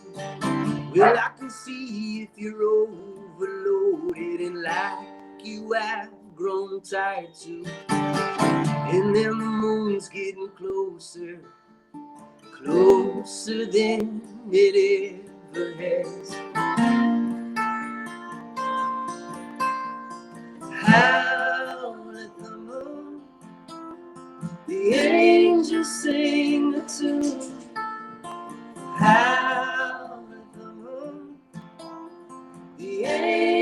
sing the tune. Howl at the moon. Howl at the moon. Awesome. Woo! Man, that's good stuff. I don't know if you guys could hear. Yeah. Hey, nice I to don't know meet if you, guys Kelly. could hear, but all the song, all the sudden the dogs started like wrestling around the house. Yeah. Hey, you didn't. wrangle the dogs. Yeah, they were like, "Oh, we're supposed to howl at the moon, okay?" They're like fighting in the living room. We've got two, an 85-pound boxer and like a 25-pound Chihuahua Terrier mix, and he thinks he's 100 pounds. That's awesome, dude. You didn't even have to push the applaud button. No, thank you. Yeah, it felt nice. It felt natural. That's awesome. So now, wow, that's beautiful. Tell me again, you and Kelly have this separate project, and what's the name of it? It's called Weep and Willow. Weep and Willow. Yeah, we were trying to think of a band name. We were like, what's something that we have in common that we really enjoy? And we love Weep and Willow trees. Yeah. And I was like, well, what about Weep and Willow? And then, we always get the, well, who's the weep and who's the willow? I'm like, well, I cry at Disney movies, so I'm probably the weep and she's probably the willow. Yeah. Probably about right. Yeah. So have you guys do you have a EP? What do you guys? Yeah, we have one EP that's out right now, and it's you can get that on my site, and then you can also stream it on all the platforms, all that stuff. Okay. And then we have another 4 songs that are almost done. We're going to start working on those again in August when our producer Dwayne's coming to Rockford. So we're going to hopefully get those pretty close to finished in August too. Because everything's done except for the vocal takes on those tunes. Awesome. Yeah. Awesome. So if they want to purchase that project or as well as the Rusted Hearts, they just go to your website. Yeah, it's just milesnielsen.com. As long as you can spell it with all E's and no O's, you're going to find me. There you go. You'd be surprised how many people, it's like they get the website correct, but then they spell my name wrong. It's pretty good. Right. Good. So do you want to introduce the guys in Rusted Hearts? I know a lot of you, or most of the band, have been together a long time, right?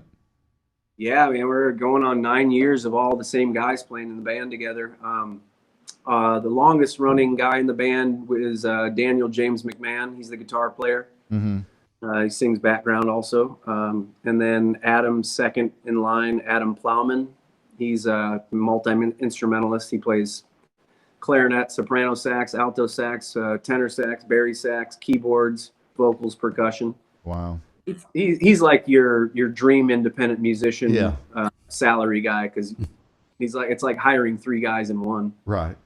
And then Dave McClellan on bass. He's originally from Cincinnati. He's a Cincinnati guy. Good story about meeting Dave that I'll get back to once I introduce the drummer Jeff Werkel.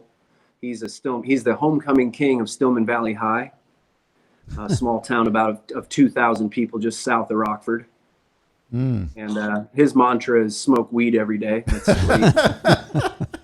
He has that on his sampler. It's pretty great. When we introduce him, it's like he usually plays either something from The Chronic or that line there, smoke weed every day. It's 420 then, somewhere. Yeah, it's funny because again, full circle kind of things. Cheap Trick's doing the Dream Police album. Well, actually, prior to the Dream Police album, Cheap Trick was doing the Sgt. Pepper stuff out in Vegas. Mm-hmm.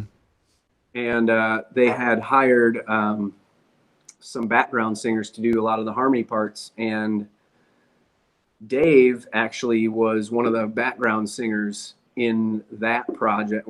So he was one of the background singers for the Sgt. Pepper's thing. And then when Cheap Trick decided they were going to do the Dream Police stuff with the orchestra in Milwaukee, Dave also got the gig for that. And then he came out to see the Rusted Hearts play in this in the little pit bar, like side club at the casino that we were doing the shows at. And he's like, man, I really love your band.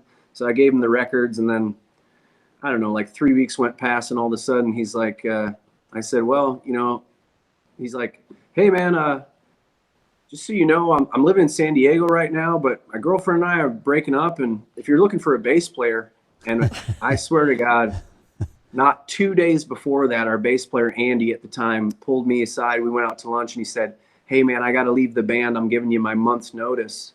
So he got a job, and he had young kids, and he was leaving the band. So there's Dave shows up like out of nowhere. I didn't even know Dave played bass. And the best part about it is I never even heard Dave play bass when I said, hey, why don't you move to Rockford and be in the band? Wow. Yeah, like, I don't know. I figured if he could sing that well, I was like, well, if you can sing that good, you're probably pretty good on bass. So the first time I ever heard him play bass was when we rehearsed for the first time as a band. Wow. And he's been in the band for like going on 9 years now. So pretty good. That's cool. You know, your drummer, he reminds me so much of Bun E's photos when he had long hair back when he was a real young guy. Looks just like him. Yeah.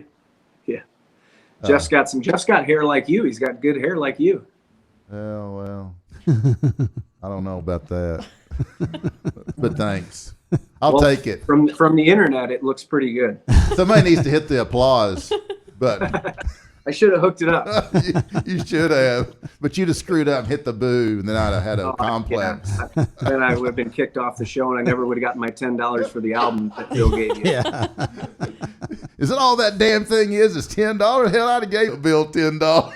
Did he give you a vinyl? No, hell no. You don't have it on vinyl, do you? Yeah. No way.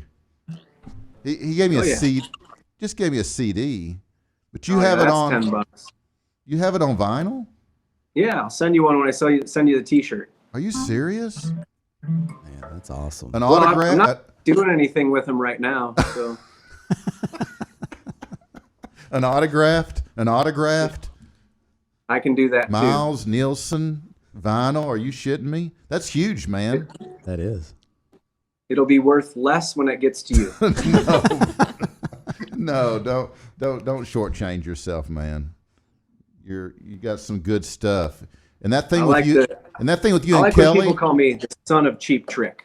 Son of Cheap Trick. No, that thing with you and Kelly. That thing, I like that. I dig that. Oh, thanks. Yeah, that was good. Thanks. She's actually she sang on the record on that track too. So on the Rusted Hearts record. Yeah. You do good stuff, man, and I think that. I've seen some of your videos, and they're really good. You said who produced them, but I love your videos. It's cool stuff, especially the one with the heavy metal with Bill at the end. It's just a cool look to it, and I like that. I got to ask you this too, though. You mentioned Cheap Trick, so I know Dax is your brother. He's the drummer for Cheap Trick now, but you seem more on stage like your dad, not to that degree, but Dax is really like, he must take after his mom, because you are more so like Rick is than he is. Yeah, I think Dax has always been in the back, so he's and I've always been pushed to the beat, When I was in that band when I was 14, it was funny because I was the guitar player. I didn't have any interest in singing. I mean, I knew I could sing, but I didn't want to be the front guy. We had a front man. Yeah. And but as things go, people kept pushing me to the front. They're like, "Hey, we're gonna do this song. Why don't you sing it?" And then next thing you know, I'm singing. And then next thing you know, I'm fronting the band. And anymore, I think in order to engage and get people to follow your band, you can't just stare at your shoes. I mean, they call it shoegazing. It's like, if you come to our shows, you'll see that like a lot. I do a lot of crowd interaction. If you're in the crowd next time if you're at a show, I mean, I'm definitely making up a song about you on the spot. Dude, you play at Trees here. You play at Trees here in Dallas, and I'll be there. Oh yeah. Well, I'm going to be down in we were actually supposed to be down there in September. We were going to play. They were doing this cool thing at the Mecum auctions, the big car auctions. Yeah. They started doing a guitar auction, and we were actually we were supposed to play down there for that, and I don't think that's happening. Wait, we're going to be down in Dallas not too long actually. I think Kelly and I are talking about making a road trip down there because we got one of my best friends growing up. He just moved down there with his wife. They live right in the heart of Dallas. We were down there for their wedding in when was that? January? January we were down there. We had a great time, and then everything, shortly after that, everything kind of got weird and closed down. But I love Dallas, so I got a lot of good memories there. We played a 18th birthday, this girl's 18th birthday party at the Hard Rock Cafe, and they put us up at the what was that? What's that fancy hotel? The it's a one-word name. It's like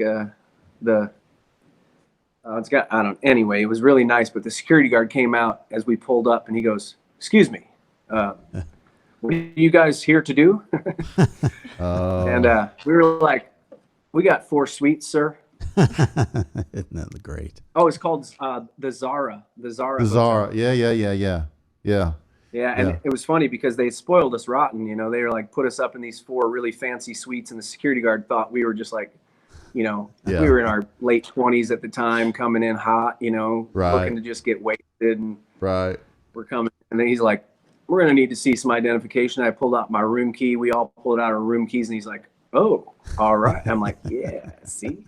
Feels good. Never judge a book by its cover, man. Nope, that's Never right. judge a book by its cover."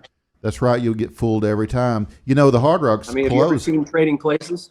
Yeah, right. The Hard Rock's closed here. Is it? Damn. Well, and they're supposed to be opening a casino, Hard Rock Casino here. My dad's pretty involved with that. Really? In Rockford? Yeah, of all places, right? Wow. Yeah. Yeah, they just approved it. That was that was probably in October. They got it all approved and everything, and now we're just waiting for the pandemic to end before it can go into any sort of construction phases. So they're going to have a Rick Nielsen room? I think the whole thing is going to be a lot centered around my dad's guitars and Cheap Trick. It's going to be one of the only Hard Rocks that's centered around a specific artist. Wow. How cool is that? Yeah. So, wow. I mean, with all this stuff happening, who knows if it's going to come to fruition, but if it does, all the plans look amazing. So. Oh, I bet so. Yeah. Yeah. I mean, my plan for my year 2020 looked amazing too. I think everybody's. Everybody's did. Best year of my life, man. Best year of my life. Hey, now I'm doing yard work. Yeah, weed whacking. And 2020 goes tools. 2020 goes. Hold my beer. You want to play some more music, or you want me to play something? No, I'll do another song for sure. Awesome. What are you gonna play? What did you have on? What did you have pulled up that you were going to play? I had. Hang on, I'll tell you. Besides heavy metal, I had "Shine Your Light," "Strangers," "Kentucky." Okay. Well, why don't I do Kentucky? Because "Shine Your Light's" pretty depressing. Although it's a good song. I've played it. I call it our crossover tune because I've played it at 3 weddings and 3 funerals. Oh wow. Yeah. It's a cool song. That was. Let's see. Kelly might be around here too. She can chime in if she wants, but I don't know where she went. She's like taming the dogs outside. She's like Tiger King, but Tiger Queen. Tiger Queen. They're outside. Well, Kentucky, Kentucky, oh, why do you want me? Why do I lay at your feet? Well, you know I am easy and Boris for whiskey. Arrest me and put me to sleep. Well, Kentucky, Kentucky, you make it so easy. Kentucky, you're killing me.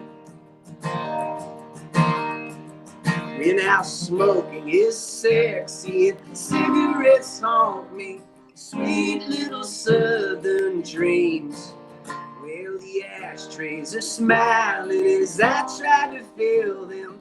The hand that she wins every time. Well, Kentucky, Kentucky, you make it so easy. Kentucky, you're killing me. Dear Kentucky, you're killing me. Well, now what were you after? Now I'm a disaster who needs looking after. Let's hang from the rafters and sing.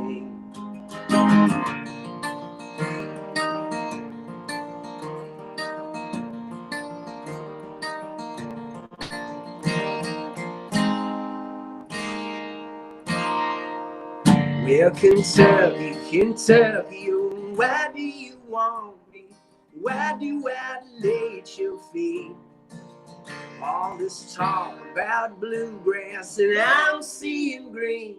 In Lexington, that was obscene. Well, Kentucky, Kentucky, you make it so easy. Kentucky, you're killing me. Dear Kentucky, you're killing me. Dear Kentucky, you're killing me. Wow. It's good stuff, guys. Thank you. Yep. Real applause, man. Yeah. I mean, sort of like virtually real applause. Yeah. Yeah. It was real on this end. Yeah. And it was heartfelt. Yeah.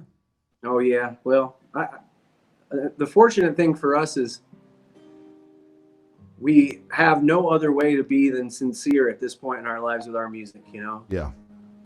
This is what we do, and this is who we are, and you know, we're not told by any corporation or any management label or any record label that we have to do things a certain way or look a certain way. I mean, I probably would dye my beard brown if they didn't know any better. If they, you know, they're like, well, you need to be more of a sex symbol. I'm like, well, I'm going for the gilfs. Can you say that? Can you say that on internet radio? Oh yeah, say you anything can. on Yeah, it. you totally can say whatever you want to say. Like, you know. Yeah, but, I'd never heard that before. Actually, I want to write that down. Could we write that down? Yeah, I'll get that down. I'm going to use it next week. Gills. Next Monday. on your dating profile. Yeah, there you go. No. But you're right. Oh, but you're right, Miles. I think there gets to a point in your life where you've been through so much: death, divorce, you know, good things, bad things, but you have so much life experience that you just go, fuck it. I'm just going to be me. And if you like it, great. If you don't, you know, if it holds me back, okay, cool. I'm still going to be me. And I think that you just get to an age where that's, you know, but before that, you're kind of still trying to dress to impress, you know.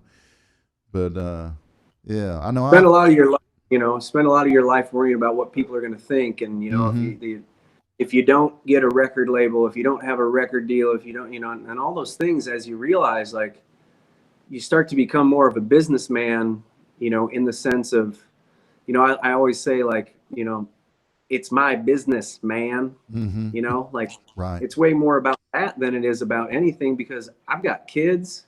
I have a wife who also is a musician. I mean, we're destined to fail in life. You know, we're like two musicians marrying each other. Like, are we insane people? You know, yeah. The thing about it is, though, what we want to do in life is, you know, we want to be able to write our own path. Yeah. Create our own thing. I want to be able to, if I want to put out a dance track, you know, at 45 years old, I want to put out a dance track. Right. You know, no one's going to be like, well, it's just not, people aren't going to get it. I'm like, my fans get it. Yeah. They've been to our shows. You know, our shows are unpredictable and we're all over the place. We'll put, you know, I'll do dumb shit like all day long and don't care. Right. Because the people that come to our shows, they know that, like, the reason they love our band is not because, you know, we're a bunch of face jocks up there, you know, it's because we're a bunch of real guys, you know. We're five characters that, you know, you go come see our band, they're like, which one's your favorite? You know, and everybody's got their nicknames. They're like, oh, I like Danny Mac, or I like Work Dog on the drums, or I like Fast Dave on the bass, or I like the Dark Lord on the keyboard, you know. And you're like, you suddenly realize, like, we're like comic book characters almost, you know. Yeah. Right. And people love you know what people love more than anything, and I think the real truth of it is, especially in today's world more than ever, they love honesty. Yep. You know, I mean, all people want is to know the truth. Yeah. And you know, we don't get it in a lot of aspects in our life as you know, American people, or just as people in general. But the one thing that I think that our band, you know, has and we continue to do is we're just making honest music from an honest place, and we're Midwestern blue collar guys, you know, at heart. So that's all we know. So it's, you know, we're not in this to get rich, because if we were, man, we would have quit a long time ago. Right. You know. I have no doubt in my mind that things will be working out pretty well for you, Miles, as long as you do what Kelly says. I like you. I like you a lot. Don't fuck it up, Miles. Don't fuck it up. She's out of here. She's like, I'm gonna go. I just recorded that. Now oh yeah, I'm drawing up the papers. You'll be hearing it in your sleep. So yeah. So tell me, as we get ready to close here, Miles, how would you describe growing up in a house with your dad? You know, people ask me that a lot, and I have the same answer almost every time, which is it's not that exciting, is that I didn't know any different. So, yeah, you know, when Hart would come over to the house or Aerosmith would stop by, or, you know, I mean, and it wouldn't be frequently because we live in Rockford, Illinois. So whatever band was touring through, yeah, you know, we'd get Alabama sometimes, and I was like, Alabama? That's country. Yeah, that's country music, you know, like what? But then, like, you know, the band Sparks was over at the house, or then Roy Thomas Baker lived with us for a while. You know, Todd Rundgren stayed at the house, and all these different things. Wow. And as I was older, I looked back at it and really had this huge appreciation for it. Mm-hmm. But when I was a kid, I mean, my dad would show up from being on tour for 3 to 9 months at a time without seeing him. You know, we'd get a postcard, and it usually would arrive after he got home. You know, but he would wake up after being gone on tour. He wouldn't take 3 days off and lay in bed, and he would get up the next morning, make us all breakfast, and drive us to school. Wow. You know, he did a really good job of, I mean, whether he felt like total shit because he would come home and get hammered, and I know he would. Because I would see the recycle bins, you know, and I'm like, he did a really good, he might have taken us to school and then gone back and slept the whole afternoon, but he did a really good job of trying to be as normal of a dad as he could, you know, inside of, I mean, he went from like 1978 of being a bar band to like all of a sudden in 79 to 80 becoming one of the biggest bands in the world. Right. I don't know that I could keep it together that well, you know, I mean, I bet the whole, like, I bet every band that comes from the 70s, you know, the 60s, the 70s, even in the 80s, and probably even in the 90s, is probably thankful they didn't have social media. Oh yeah. You know, because I mean, there was this perception of being a rock star that you were because people didn't see your, you know, everyday life or your, you know, your Snapchats or your, you know, all these things like, you know, your boring ass pictures of your breakfast food at some cafe that you're at. Like, who cares? I don't care about that. I want to see you, like, you know, slamming a shot of Jack Daniels with Slash, you know, and then punching him in the face because he tried to take your hat off. You know? Right. I mean, that's the kind of stuff. And that did happen at my parents' house. And I was super pissed because Slash was my favorite guitar player at the time. And my dad punched him and the party was over and they had to leave. No way. Yeah, they had a tequila drinking contest, and my dad kept saying, "Slash, if you try to take my hat off one more time, I'm decking you." And he did, and they got in a fight, and it was bad. It just ended in, you know, the tour bus pulled away, and there's little Miles crying because, you know, I didn't. No Slash is your hero. There goes your hero. Yeah, my hero just got socked in the face by my dad. You know? Did they ever make up? But, you know, I mean, things like that. I mean, how cool in hindsight I look back, and it was funny because to come full circle again, we're at a Metallica concert, and Slash and Axl were there. Axl didn't really speak to my dad, but Slash came around the corner, and he sees my dad. He goes, "Oh, hey, Rick, don't punch me." And they gave each other a real big hug. Wow. You know, so, That's and cool. then, you know, fast forward even further to we were playing at the Hollywood Bowl, and Slash Snake Pit was rehearsing in the room next door to where we were rehearsing for Dream Police, and Slash played my guitar, my rig with Cheap Trick, and we sat and chatted for a while. And he was, you know, so you made up for those it. kind of things in life, you know. Yeah, it's kind of, you know, it's the pinch me and don't take it for granted because, you know, I've had a really good life, and I want to keep having a good life. But I think in order to do that, you know, you gotta be a good human these days, and I don't know, I'm just trying to leave things better than I find it. Right. That kind of thing. Right. That's a good mantra. So what's the best advice your dad has ever given you? Don't sweat the small stuff, and always take the gig. You know, I missed them getting inducted in the Rock and Roll Hall of Fame because I got an offer to play a show in Mexico. Wow. And I called them up and I said, hey, you know, good luck this weekend, but you told me to always take the gig. So I'm taking the gig. I'm flying to Mexico. Kelly and I are going down and playing a show down there for a wedding, and, you know, we're getting paid. It's going to be great. Wow. He's like, good luck. Hey, good luck with getting your gig. You know, I was like, I don't regret it. You know, right. I mean, I would have been like in the rafter seats anyway. And like, they would have looked like ants, and I would have spent a lot of money in New York going out and, you know, buying $17 drinks. So instead I got an all-inclusive trip to Mexico and made money. Right. Nice. Nice. Yeah. Gosh, we've just run out of time. I hate this part of the show because we got to go. But there's never enough time. There's never enough time, my friend. Never enough time. But I want to follow up and send you my address. That's for damn sure.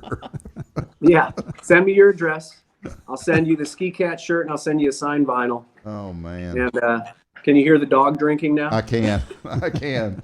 Yeah, the audio's pretty good there, I was going to tell you. Yeah. Well, Miles, I've really mastered it over the last 4 months here on my iPhone. Yeah. Got I guess you dialed in. You had no choice, did you? No choice at all, in fact.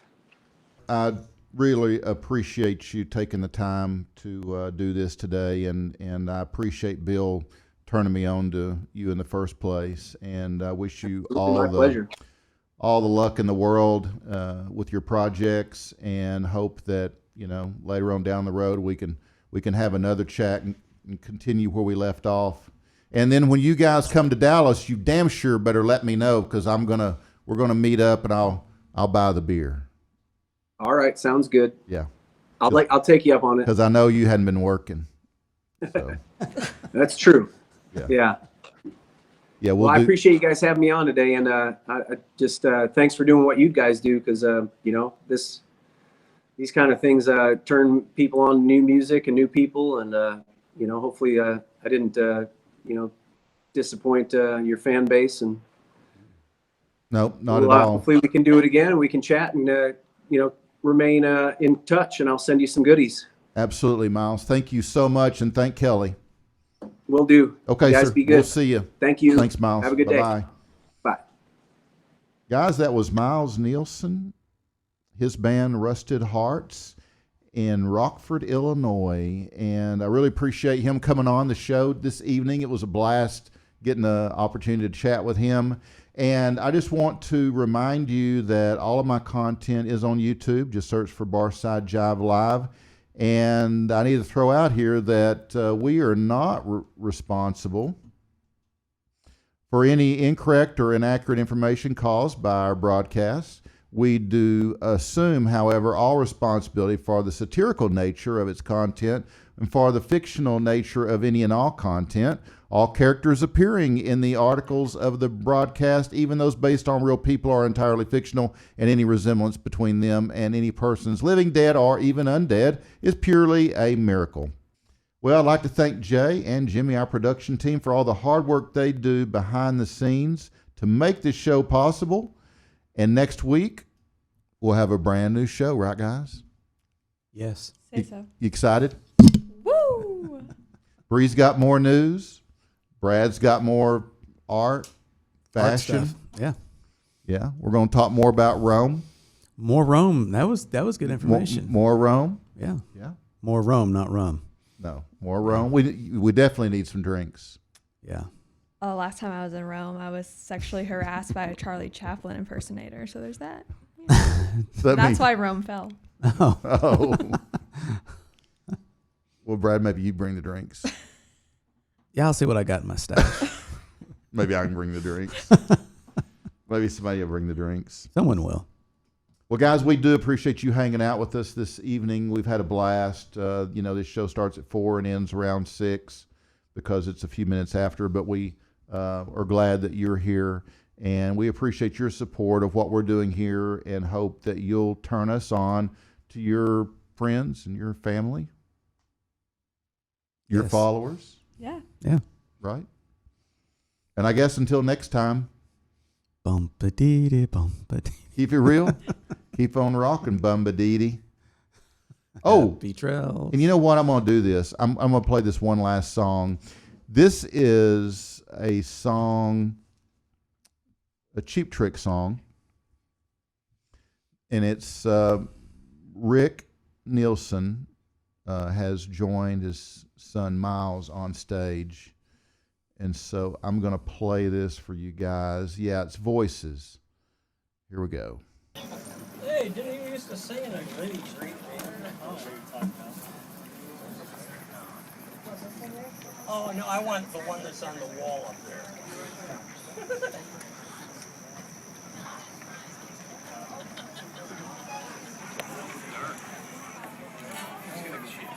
I like the fact that these guys think they can kick my ass. Maybe I don't, because they can. So. What are we doing here? What do I want to do? Leave and go home and rest up. Yes. That mic wasn't on. Yeah. I thought we were going to play with your daughter. She's watching a movie on Miles.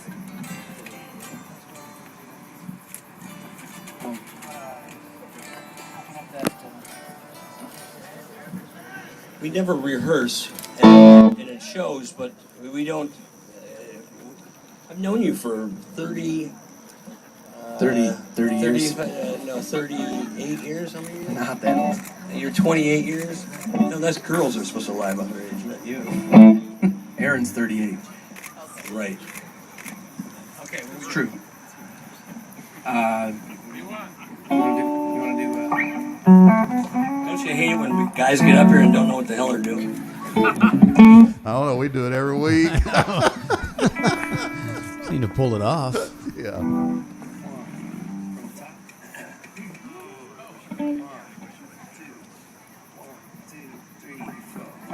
You didn't know what you were looking for till you heard the voices in your ear.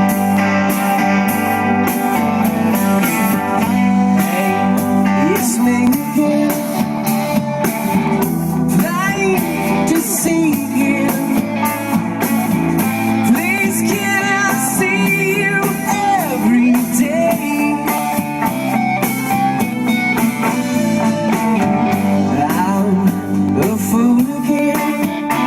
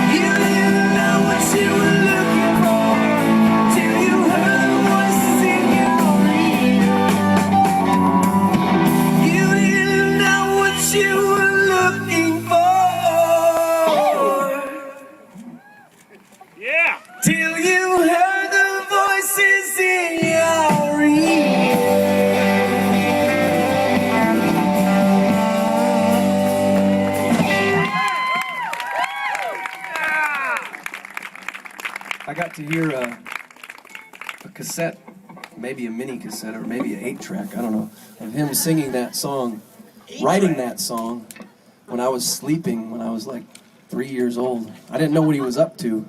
And then I find out, you know. Just goofing off. Yeah. There was always a good pint glass around. Bye-bye.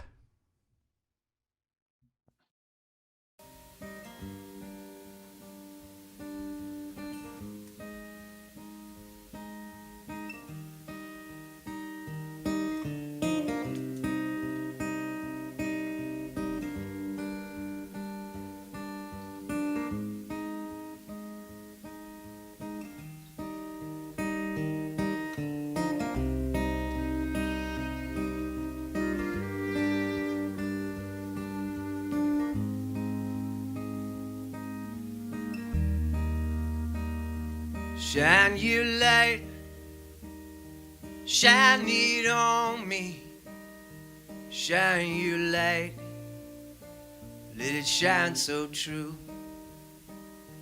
Shine your light, shine it on me. Shine your light, let it shine so true. And in your darkest hours I will come for you. And all the dying flowers, they bloom for you. Shine your light, shine it on me. Shine your light, let it shine so true. Shine your light, shine it on me. Shine your light, let it shine so true. And in your darkest hours I will come for you. And all the dying flowers, they bloom for you. And I'm waiting to sleep it all. When did I fall down? And I'm waiting to sing you songs. Just let me sing them out loud.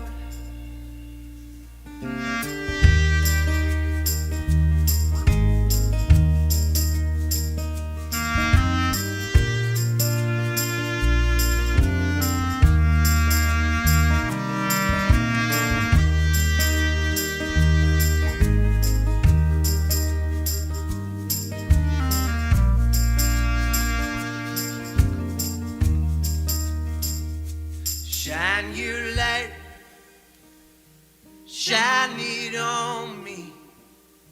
Shine your light, let it shine so true.